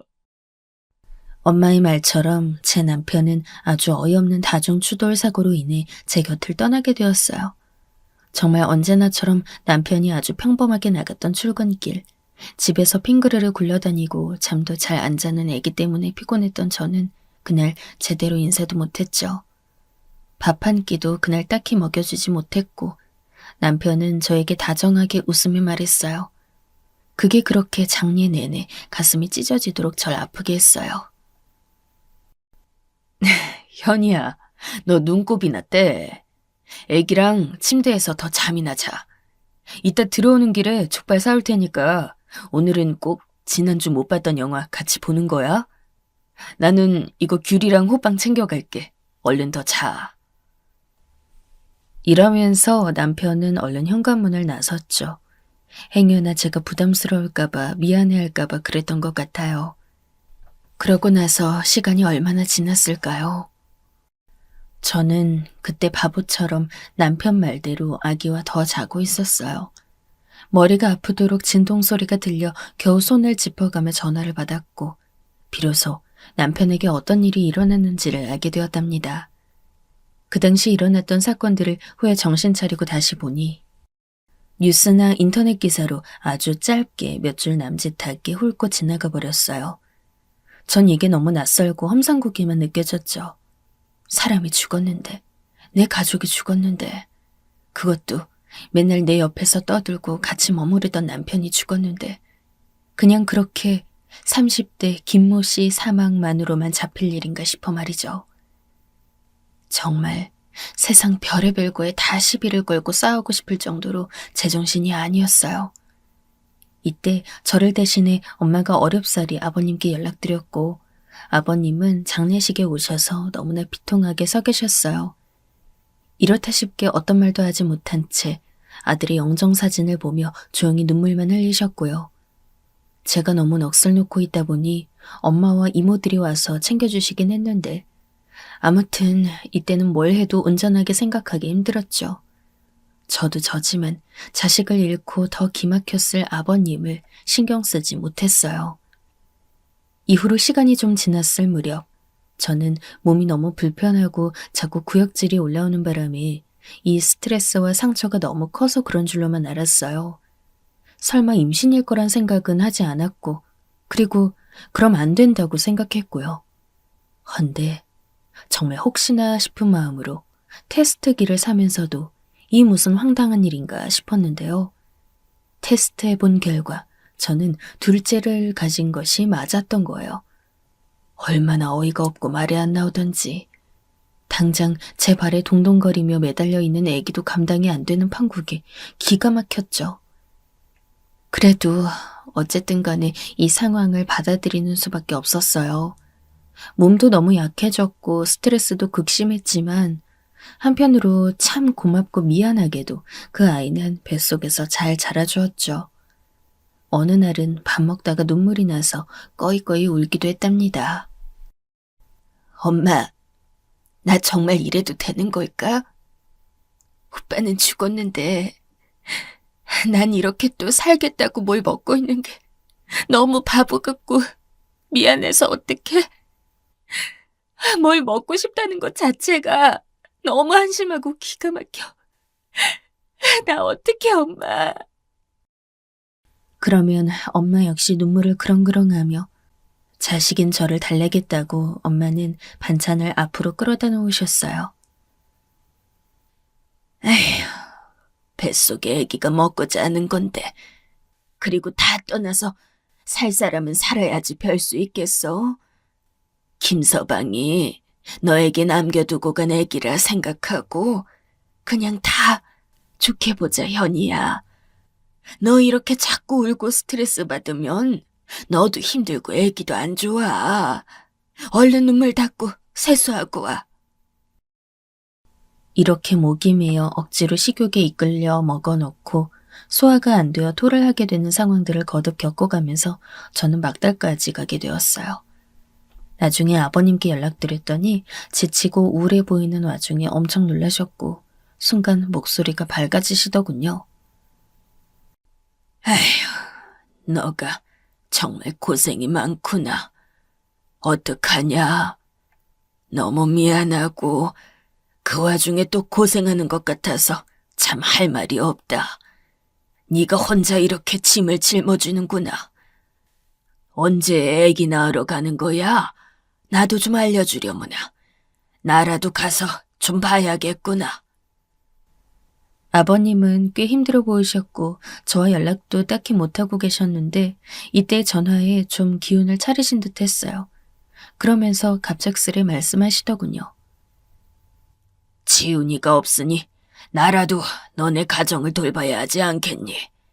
내가 뭐 얼마 가진 것도 없고 대단한 건 아니지만 그래도 될 수 있는 한 너희한테 보탬이 좀 되려고 한다. 혼자 아이 키우는 거 보통 일 아닐 거야. 언제든 나한테 편히 연락 주거라. 말이라도 정말 감사했고 저도 마음이 많이 약해져 있던 터라 예정일과 병원을 알려드리긴 했어요. 나중에 저는 둘째 아기가 여가인지라 수술을 해야 했는데 아버님이 그때 저에게 전화를 하셨고 우리 엄마랑 연락이 되셨더군요. 수술 날에도 오셨고 병원비며 모든 것들을 아버님이 다 계산하고 가셨어요.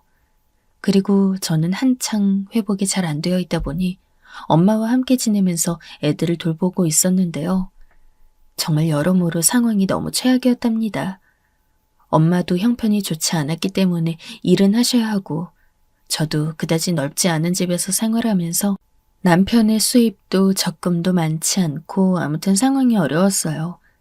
그렇다 보니 아버님이 집으로 가끔 오셨고 큰애라도 봐주셨죠. 이런 부분들이 참 감사하고 잘 있어보려 했는데 둘째 가졌을 때 당시 스트레스가 너무 심했던 건지 제 건강은 좀처럼 나아지질 않더군요. 남편 잃은 지 얼마 안 되어 임신 확인을 하고 내내 몸과 마음이 괴로운 상태로 출산을 하고 나니 조리를 해도 더 힘들었어요. 이후 추가적으로 다른 병들도 심하지 않은 상태로 발견되었고 하나하나 다 잡아가다 보니 몸이 너무 축나더군요. 엄마도 일을 하셔야 하니 절 봐주실 수도 없고 곤란하던 차에 아버님이 갑작스런 제안을 하셨어요. 예미야, 그러지 말고 애들 돌보기 힘든데 그냥 우리 집으로 들어와 있거라. 아무렴 여기 사람들이 더 많지 않냐. 너 몸 힘든 데다 애들만 여기 보내놓기도 마음 불편할 거고. 내가 집에서 같이 오며 가며 봐줄 테니 여기 들어와 있어라. 그게 낫지 않겠니? 저도 약간 이 동아줄이라도 잡아야 하나 싶으면서도 거의 왕래가 없던 어머니와 도련님을 생각하니 썩 내키지 않았어요. 그래도 어쩌겠어요. 방법이 있다면 그쪽이라도 잡아봐야 하는 수밖에. 엄마도 별 수 없으셨던지 그렇게 해서 어른들 도움이라도 받으라 하셨고 저는 이제 막 100일이 지난 둘째까지 데리고 시댁으로 들어가게 되었어요. 그래도 아파트고 우리 집보다 넓은 평수고 작은 방 하나를 치워서 내주신 다음 거실까지 아기들 돌볼 용도로 내주셨죠. 덕분에 그 전에 좁고 좁은 집에서 아기를 키울 때보단 좀 낫더군요. 하지만 환경적으로 나아졌을지 몰라도 어머니와 도련님과 함께 마주하며 부대끼는 상황은 결코 쉽지 않았어요. 초반에는 어머니도 자기 손주들이 신기한지 봐주시더니 나중엔 본인도 몸이 안 좋다 하시면서 아버님과 다투시더군요. 당신은 당신 마누라 상태는 생각도 안 하고 저렇게 애들을 집으로 들여오면 난 어떻게 쉬라는 거예요. 나도 건강 상태 최악인데 당신 진짜 너무하는 거 아니에요?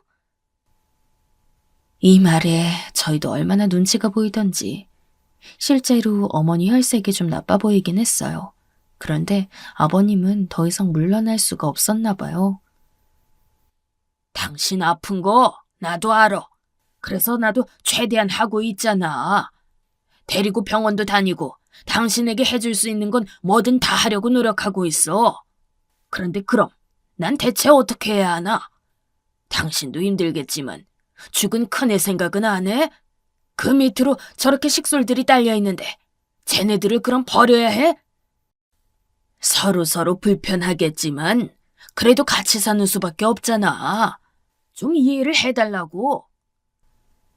이렇게 상황이 넘어가는 듯 했지만 어머님도 갈수록 병세가 나빠지니 화내고 짜증낼 때가 많으셨어요.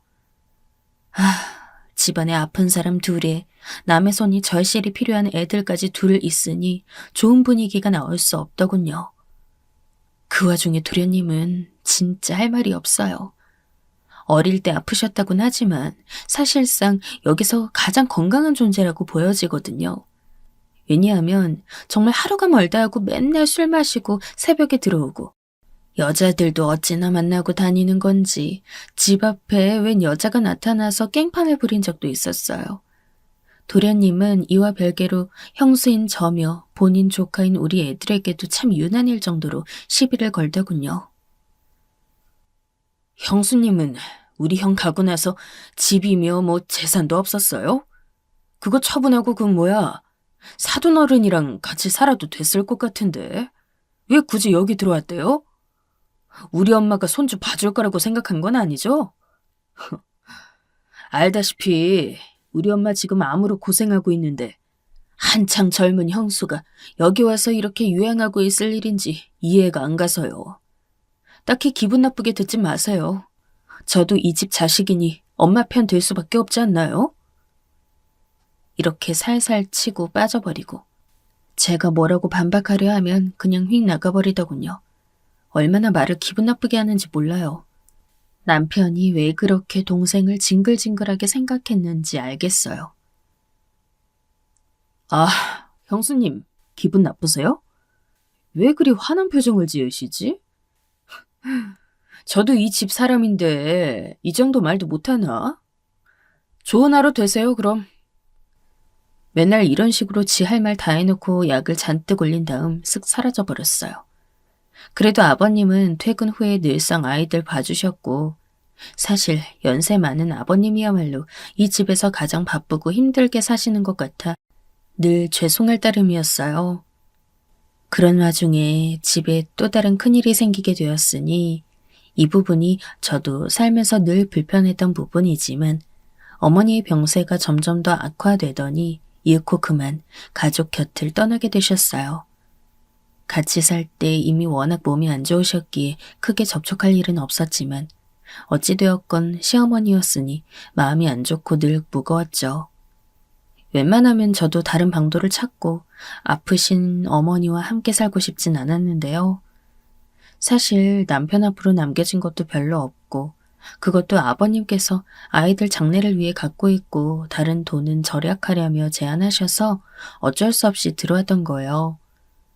이런 이유가 있다 한들 여러모로 뭔가 다 제 탓 같기도 하고 마음이 너무 힘들었어요.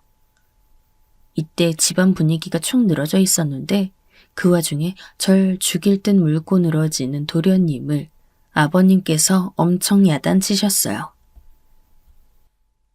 그만해라, 영훈아. 응? 이 집에서 지금 마음 편한 사람이 어디 있어? 네 형수 탓하기 전에 네 행실이나 다시 봐라.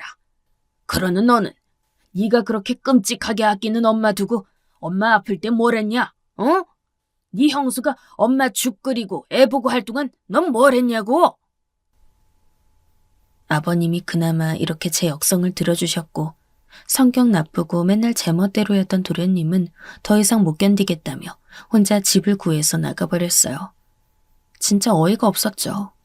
심지어 그 독립하는 돈까지도 아버님에게 단단히 요구해서 챙겨나갔어요. 이런 모습을 보고 있자니 여러모로 아버님의 상황이 점점 더 안쓰럽게 느껴졌죠. 어릴 적 둘째 아들이 아파서 큰아들을 못 챙겼고 성인이 되어서 큰아들은 집을 나가버렸고 나중에 장가를 갈 무렵 겨우 연락이 되어 좀 챙기려고 했더니 사고로 떠나버렸잖아요. 그렇게 해서 손주와 며느리를 챙겨서 힘들게 걷어들이셨는데 얼마 안 가 아내도 몸이 아파 곁을 떠나셨고 둘째 아들이 또 반항하면서 집을 나가버렸으니 정말 얼마나 피로하실까 싶었어요. 저라도 이런 마음을 헤아려야 할 것 같아 아이들이 4살, 2살이 되던 해부터 다시 직장을 나가게 되었어요. 어린이집에 맡기고 중간중간 아이들이 아프고 열이 펄펄 나서 다시 울며 데려오던 때도 있었지만 말이에요.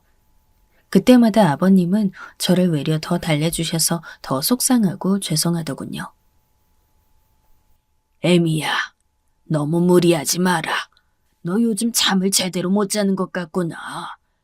새벽에 자고 새벽에 일어나서야 되겠니? 주말엔 너도 좀 늦잠도 자고 하려무나. 그러시면서 국을 왕창 끓여두시기도 하고 주말에는 본인이 일찍 일어나서 손주들 데리고 공원도 다녀오시고 이런 부분이 가끔 눈물 나기도 했어요. 제가 친정아빠가 안 계셔서 그런지 가끔 너무 힘든 시기에는 별 생각 다 들더군요. 우리 아빠가 있었으면 저렇게 손주들을 봐주셨을까 이런 마음 말이에요. 그 정도로 아버님은 우리 애들과 저를 배려해 주셨고 가끔 하시는 말씀에 혼자 울컥할 때가 많았어요. 지은이도 보내고 니네 어머니도 보내고 영훈이도 저리 나가버려서 연락도 안 되고 있지만 그래도 요즘 들어 난 다시 사는 맛이 나는구나. 가족들끼리 부대끼며 사는 맛을 제대로 못 봐서 그런지 요 2녀석들이 나한테 들러붙어 좋아하는 걸 보면 참 마음이 찡해. 내가 아들들을 나란히 못 누려서 그런가 보다. 나는 그저 애미 너한테 너무 고맙고 미안할 따름이다. 아버님의 이런 말을 들을 때마다 너무 감사하고 죄송했고 이렇게 함께 키워주고 돌봐주신 덕분에 큰애가 초등학교 들어갈 무렵까지 겨우겨우 버틸 수 있었어요. 일하는 저 대신 어린이집 학부모 참관 수업도 가주시고 주중에 녹초가 되어 주말에 쓰러진 저를 대신해 애들과 공원에도 가주셨거든요. 생활비는 제가 온몸을 다 혹사해가며 벌었기에 특별히 큰 걱정은 없었지만 애들에게 잘해주지 못하고 집안일을 신경 쓰지 못하는 부분들을 아버님께서 오롯이 챙겨주셨어요. 그렇게 큰애가 초등학교에 들어가고 얼마 되지 않아 한동안 그저 다람쥐 쳇바퀴 돌듯 반복되어지던 일상 안에 큰 사건이 또 하나 스며들게 되었어요. 바로 다름 아닌 아버님의 췌장암 판정 말이에요. 아버님이 소화도 잘 못하시고 여러모로 몸에 불편한 것들이 많아 보이셨는데 계속 병원 진료를 미루셨거든요. 자꾸 별일 없을 거다 하고 미루시는 것을 어느 순간부터 스스로도 불편함을 직감하시는 것 같아 억지로 모시고 갔어요. 그랬는데 세상에 췌장암 판정이라뇨. 게다가 우리가 이 상황을 발견하게 된 것은 상당히 늦은 시기였어요.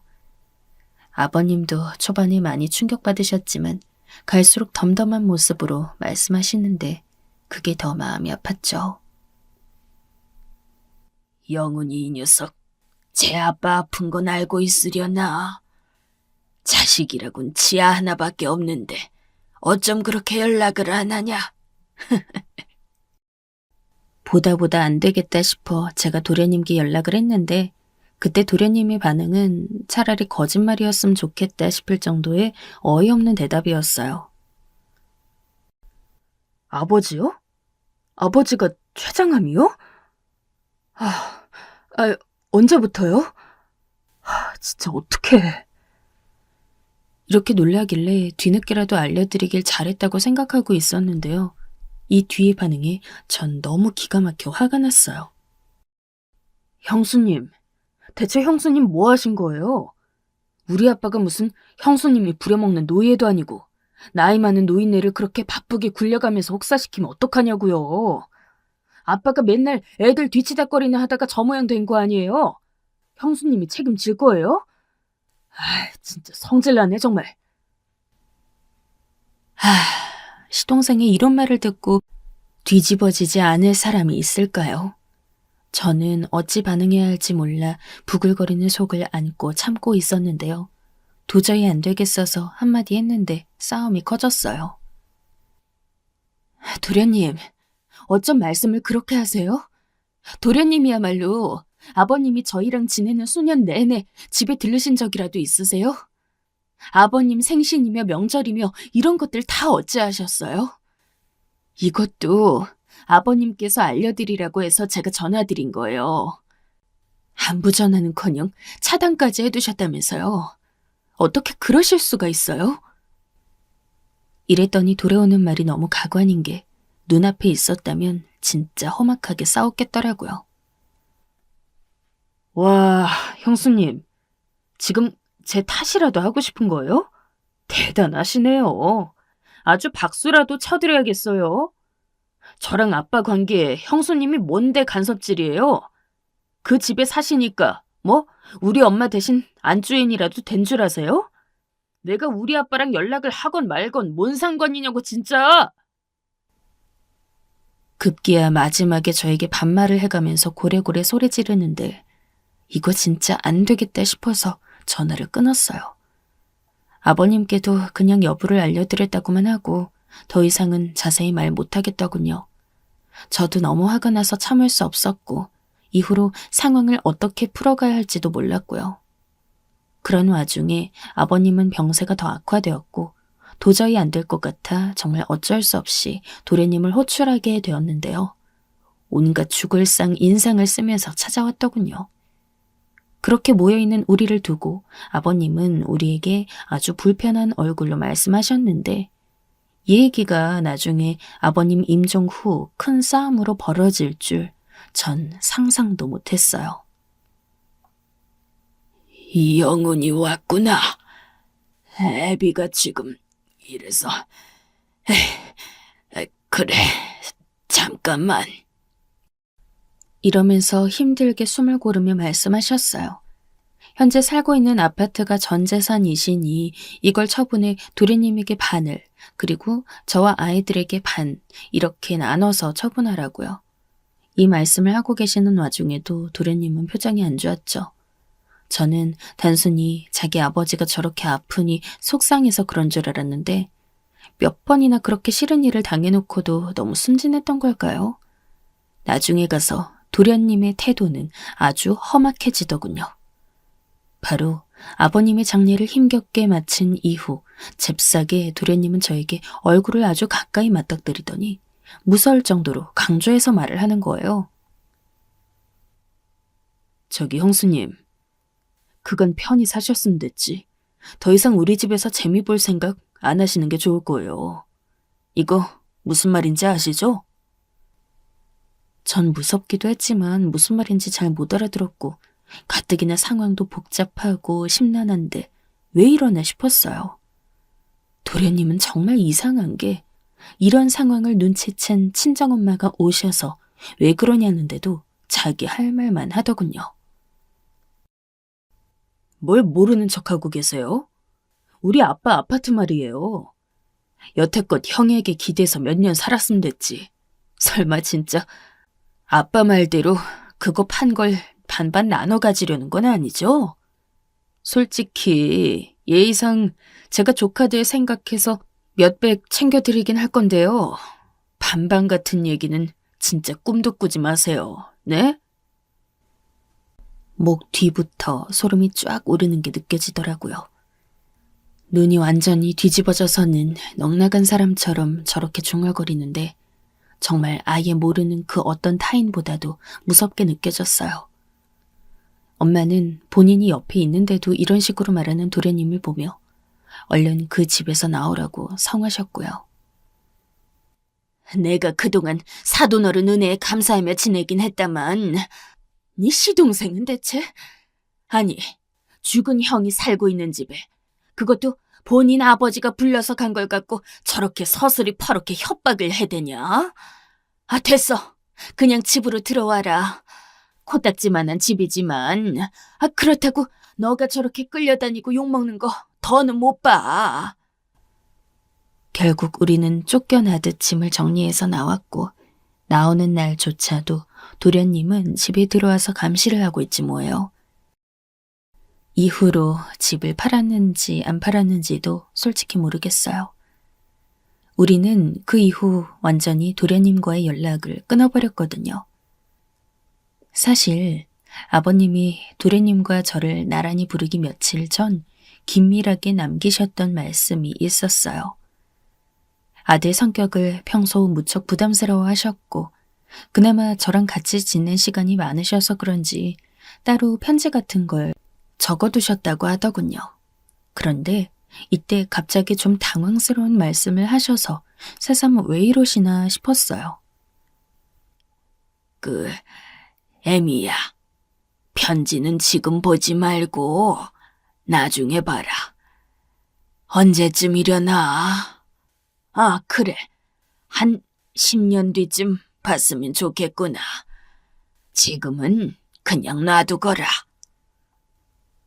아버님이 힘들게 꺼내어 주신 편지는 마트 상품권 봉투 안에 들어있었는데 웬일인지 당장은 보지 말고 나중에 보라고 하시더군요.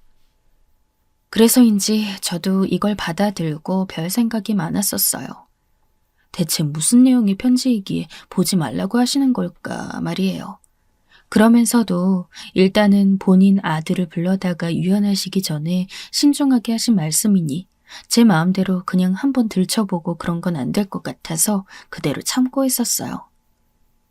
이후로 저도 그 편지와 다른 짐들을 챙겨서 나왔고 솔직히 잊고 있지는 않았죠. 내용이 너무 궁금하긴 했고요. 아무리 생각해봐도 이 복잡한 가정사에 대한 내용이 아닐까 싶더군요. 엄마에게도 한 번쯤 상의를 했더니 엄마 역시 저랑 비슷하게 생각하시는 것 같았어요. 재산이야 아들이랑 며느리 있는 곳에서 이미 결정하셨고 내가 볼 땐 네 시아버님이 뭔가 가정사 비밀이라도 갖고 계신 게 아닐까 싶다. 아휴, 그날 장례 때 내가 네 시동생 제대로 봤는데 정말 치가 떨리더라. 넌 왜 그간 말을 안 했어? 웬만한 시누이들도 그만큼 시누짓은 안 하겠다. 어떻게 자기 죽은 형 부인한테 얼굴을 그렇게 맞대가면서 어른인 내가 뒤에 있는데도 마다 않고 무섭게 말을 해대는 거냐? 김서방 생각하면 이런 말 해선 안 되지만 진짜 말종 같더라. 심지어 김서방이랑 얼굴도 별로 안 닮은 것 같고 내가 볼 땐 뭔가가 있는 것 같아. 저도 처음엔 희끄무레하게 하고 있던 생각이었지만 엄마가 막상 이렇게까지 거의 확신 있는 쪽으로 밀어붙이고 계시니까 진짜 그런가 싶기도 했어요.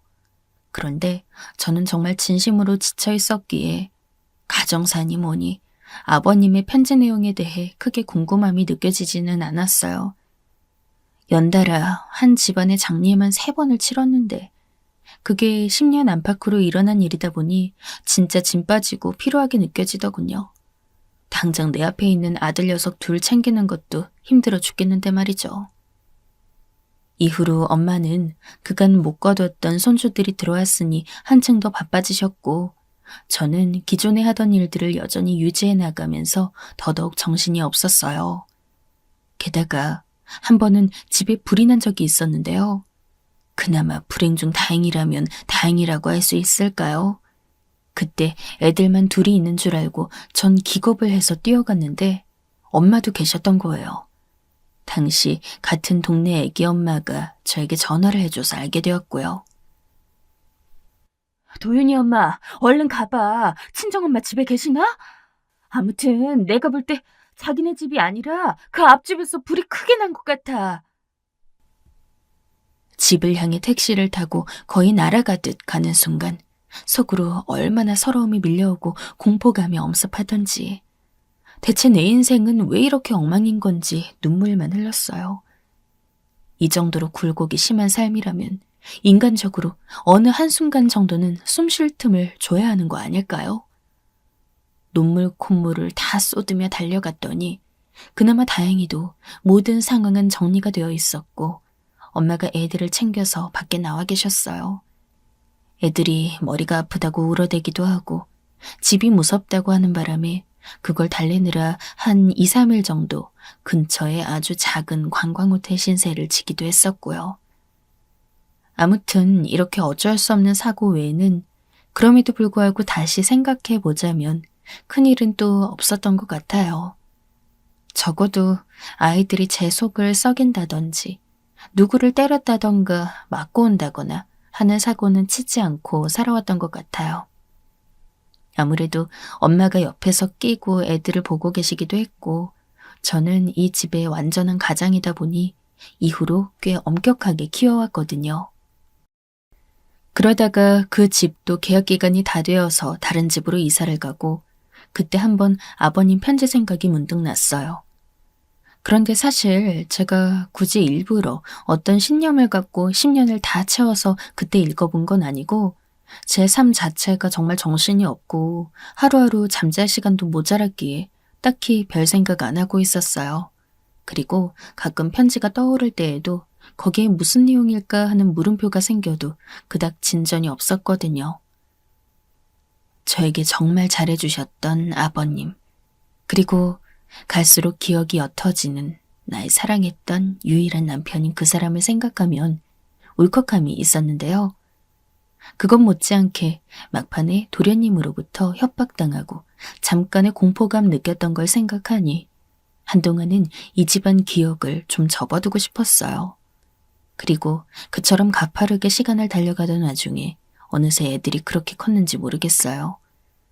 정말 후회가 막급할 정도로 너무 생활에 치중하고 입에 풀칠을 하다 보니 얘네들 크는 걸 맨날 같이 있으면서도 잘 못 봤더라고요.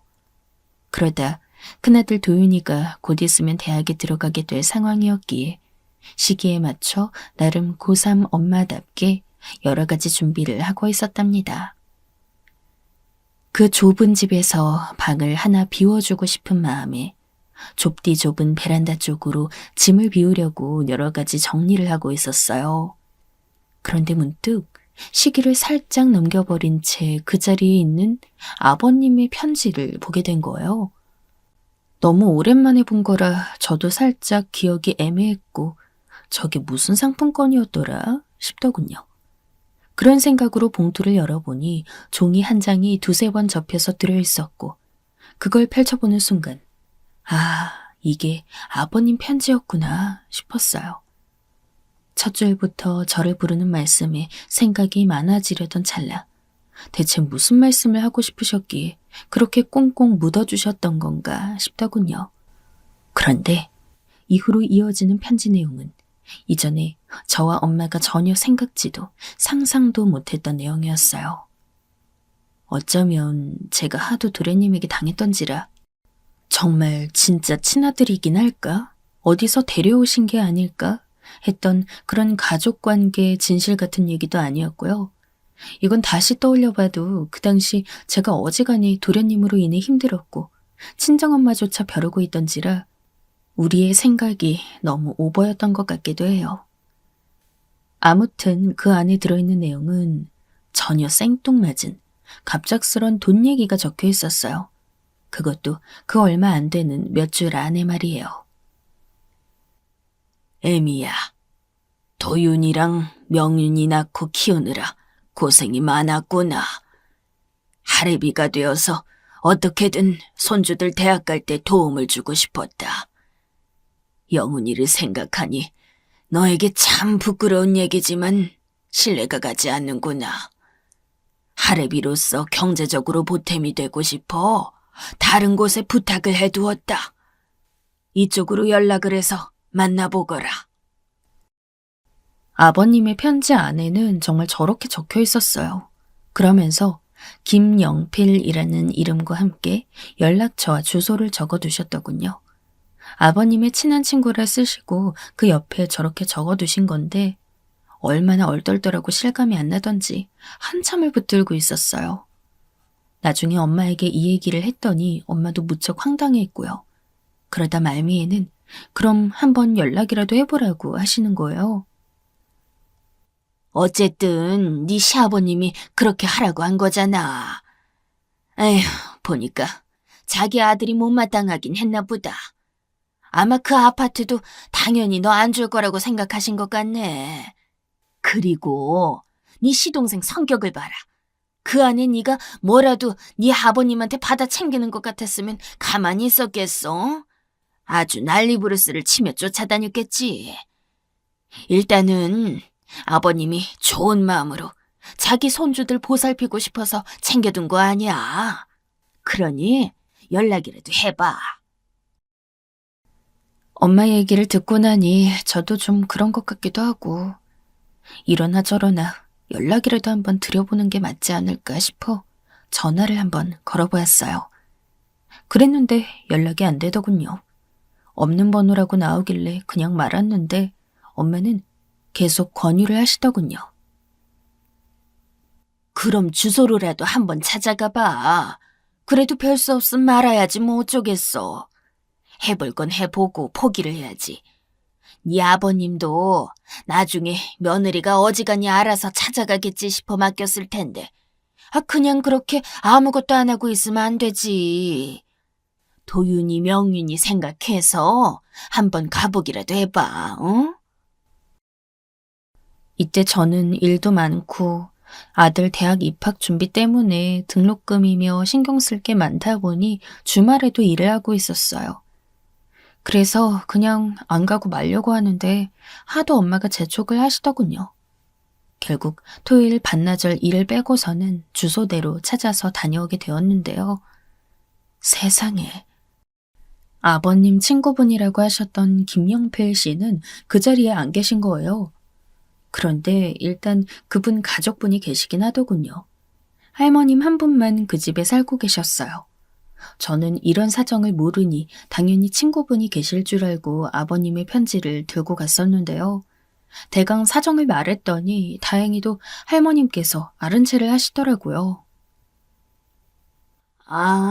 덕종 씨? 그러니까 시아버님이 김덕종 씨죠? 거기 며느리고. 아휴, 오긴 오는구나. 나도 잊어버릴 뻔했어. 아니, 잊으면 안 되지. 일단 들어와요. 결국 어영부영 따라 들어갔는데 사정을 듣고 보니 대체 무슨 일이 벌어지고 있는지 하나부터 열까지 이해가 가지 않았어요. 이런 일이 저 같은 평범한 사람한테, 아니, 저처럼 하는 일마다 그닥 무난하게 풀리는 법이 없는 사람한테도 일어나기도 하나 봐요. 우리 남편은 3년 전에 먼저 갔어요.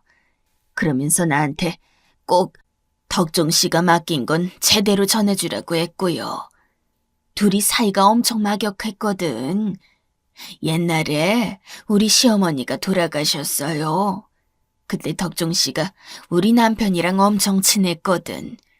형편이 썩 좋지 않을 때였는데 와서는 장례도 치러주고 자리도 지켜주고 우리 딸 시집 보낼 때도 돈도 얼마 보태줬어요.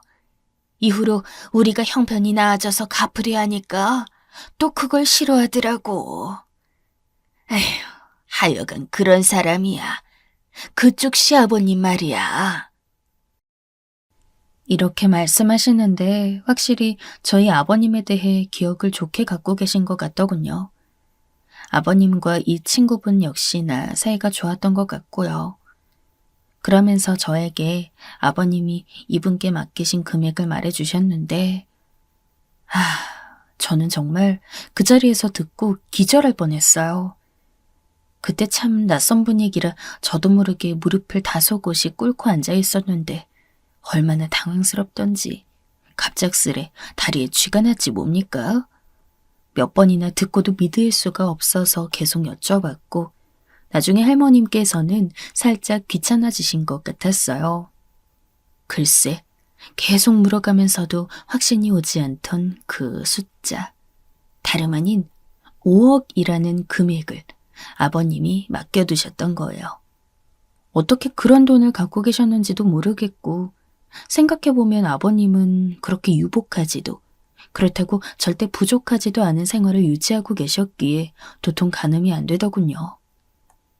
우리 애들이 둘이라고 하고 나이 차도 얼마 안 난다지만 등록금으로 쓰기엔 정말 터무니없이 많은 돈이었어요. 아버님은 아무래도 손주들의 이후의 삶을 생각해서 두신 것이 아닌가 싶었는데 그 얘기를 친구분께 하셨다더군요. 나도 오래돼서 이제 기억이 잘 안 나는데 하여간 덕종 씨 자체는 참 좋은 사람인데 자식 복이 별로 없더라고. 그 집 큰아들 지훈이를 우리가 얼마나 예뻐했는데 영훈이 아팠고 말이야. 맞죠? 애기 엄만 기억할지 모르겠는데 우리는 지훈이 장례도 갔었어요. 우리 남편이 그때 얼마나 가슴 아파했는지 몰라. 나중에 연락해보니까 며느리랑 손주 거둬서 키우고 있다 하더라고. 얼마나 안쓰럽던지 말이야. 그러면서 계속 말씀하시는데 갈수록 가슴이 먹먹해지더라고요. 우리도 덕종 씨한테 도움받은 것도 많고 어릴 때 그 집이랑 우리 집이랑 애들끼리 놀러가기도 했었어. 그런데 덕종 씨는 애들이 클수록 점점 곤욕을 앓는 데다가 자식 얘기만 나오면 힘들어했거든. 나중에 아들이 그리 되었는데도 우리가 도와줄 수 있는 것도 없고 얼마나 갑갑했는지 몰라. 그런데 그러다가 덕종 씨가 갈 때쯤 돼서 우리한테 이런 부탁을 한 거예요. 생전 남한테 부탁 같은 거 안 하는 사람이 말이야. 그러니 잘 맡아줘야 했지. 에휴, 그럼. 게다가 상황이 얼마나 안 됐어. 애비 없이 남은 손주들 앞날을 지켜주고 싶어서 그런다는데. 전 언제부터인지도 기억이 안 날 만큼 말할 수 없는 깊은 탄식과 눈물이 줄줄 흘러나오고 있었던 것 같아요. 아버님은 우리 애들의 대학 등록금이라던가 애들이 앞으로 살아갈 얼마간이라도 도움이 되고 싶어 그런 목돈을 맡겨두셨던 거예요. 믿을 만한 친구에게 말이죠. 가급적 자식에게 맡겨둔다든지 아니면 일찍이 해주고 떠나고 싶으셨을 수도 있을 텐데요. 도무지 그럴 수가 없는 본인 아들과의 관계 때문에 얼마나 마음이 불편하셨을까요? 그러면서도 끝끝내 손주들까지 저렇게 신경을 쓰고 가셨던 걸 생각하니 숨을 거두는 순간까지 계속 걱정만 하시며 눈을 감으셨을 것 같았어요. 저도 애들 키워내면서 별일들 다 겪다 보니 밖에서 무슨 일만 있어도 일하던 중 애들과 관련된 연락만 받아도 가슴이 덜컹거리는 시간들을 경험해왔어요. 내가 얘들을 두고 사고라도 나서 먼저 눈 감으면 절대 안 된다는 생각을 하며 날마다 전쟁터로 달려나갔던 날들을 떠올리니 죽는 날까지 핏줄 걱정을 하셨던 아버님의 마음이 어떤지 감히 조금은 알 것 같기도 했어요. 한편으로는 금액이 너무 많은 것 같아서 고민이 되었는데 할머님은 이제 자기가 신경 쓸 일이 아니니 본래 아버님 뜻대로 전액을 가져가라 하시더군요. 결국 그리하여 실감이 안 나는 상태로 그 금액을 받게 되었고 그렇게 된 게 아직 몇 달 지나지 않았어요. 아직도 단 한 푼도 10원도 이체해보지 않은 채 그대로 통장에 갖고 있으며 당분간은 그냥 이 상태를 유지할 것 같아요. 아무리 어렵게 살아왔다지만 애들 등록금이라든지 당장 어찌어찌 헤쳐나갈 수 있는 돈들은 그럭저럭 맞고 보충해가면서 살아왔으니까요. 너무 막막하게만 살아왔던 인생이지만 이제 애들도 나름대로 컸고 경제적으로 찢어지게 곤란할 정도로 힘든 삶까지는 아니에요. 그러니 아버님께서 이렇게 남기신 금액을 덜컥 받는 것이 새삼 죄스럽기도 하고 마음이 참 어렵기도 하네요. 이미 도련님과 연락 두절이 된 지 수년이 지났지만 왠지 모르게 나중에 어떻게든 알아내서 찾아오면 어쩌나 겁이 나기도 하고요. 아버님 뜻대로 행하는 쪽에 저도 마음을 두고 있기는 하지만 고민을 안 할 수가 없는 요즘입니다. 사연을 여기까지 들어주신 분들께 여쭙고 싶은데요. 만약 저 같은 경우에 이 돈을 가지고 어떻게 하실 것 같나요? 저의 이런저런 사정들을 고려했을 때 말이에요. 그냥 덜컥 쓴다는 것이 생각보다 그리 쉽게 내키지가 않고 엄두가 안 나서 판단이 잘 서지 않습니다.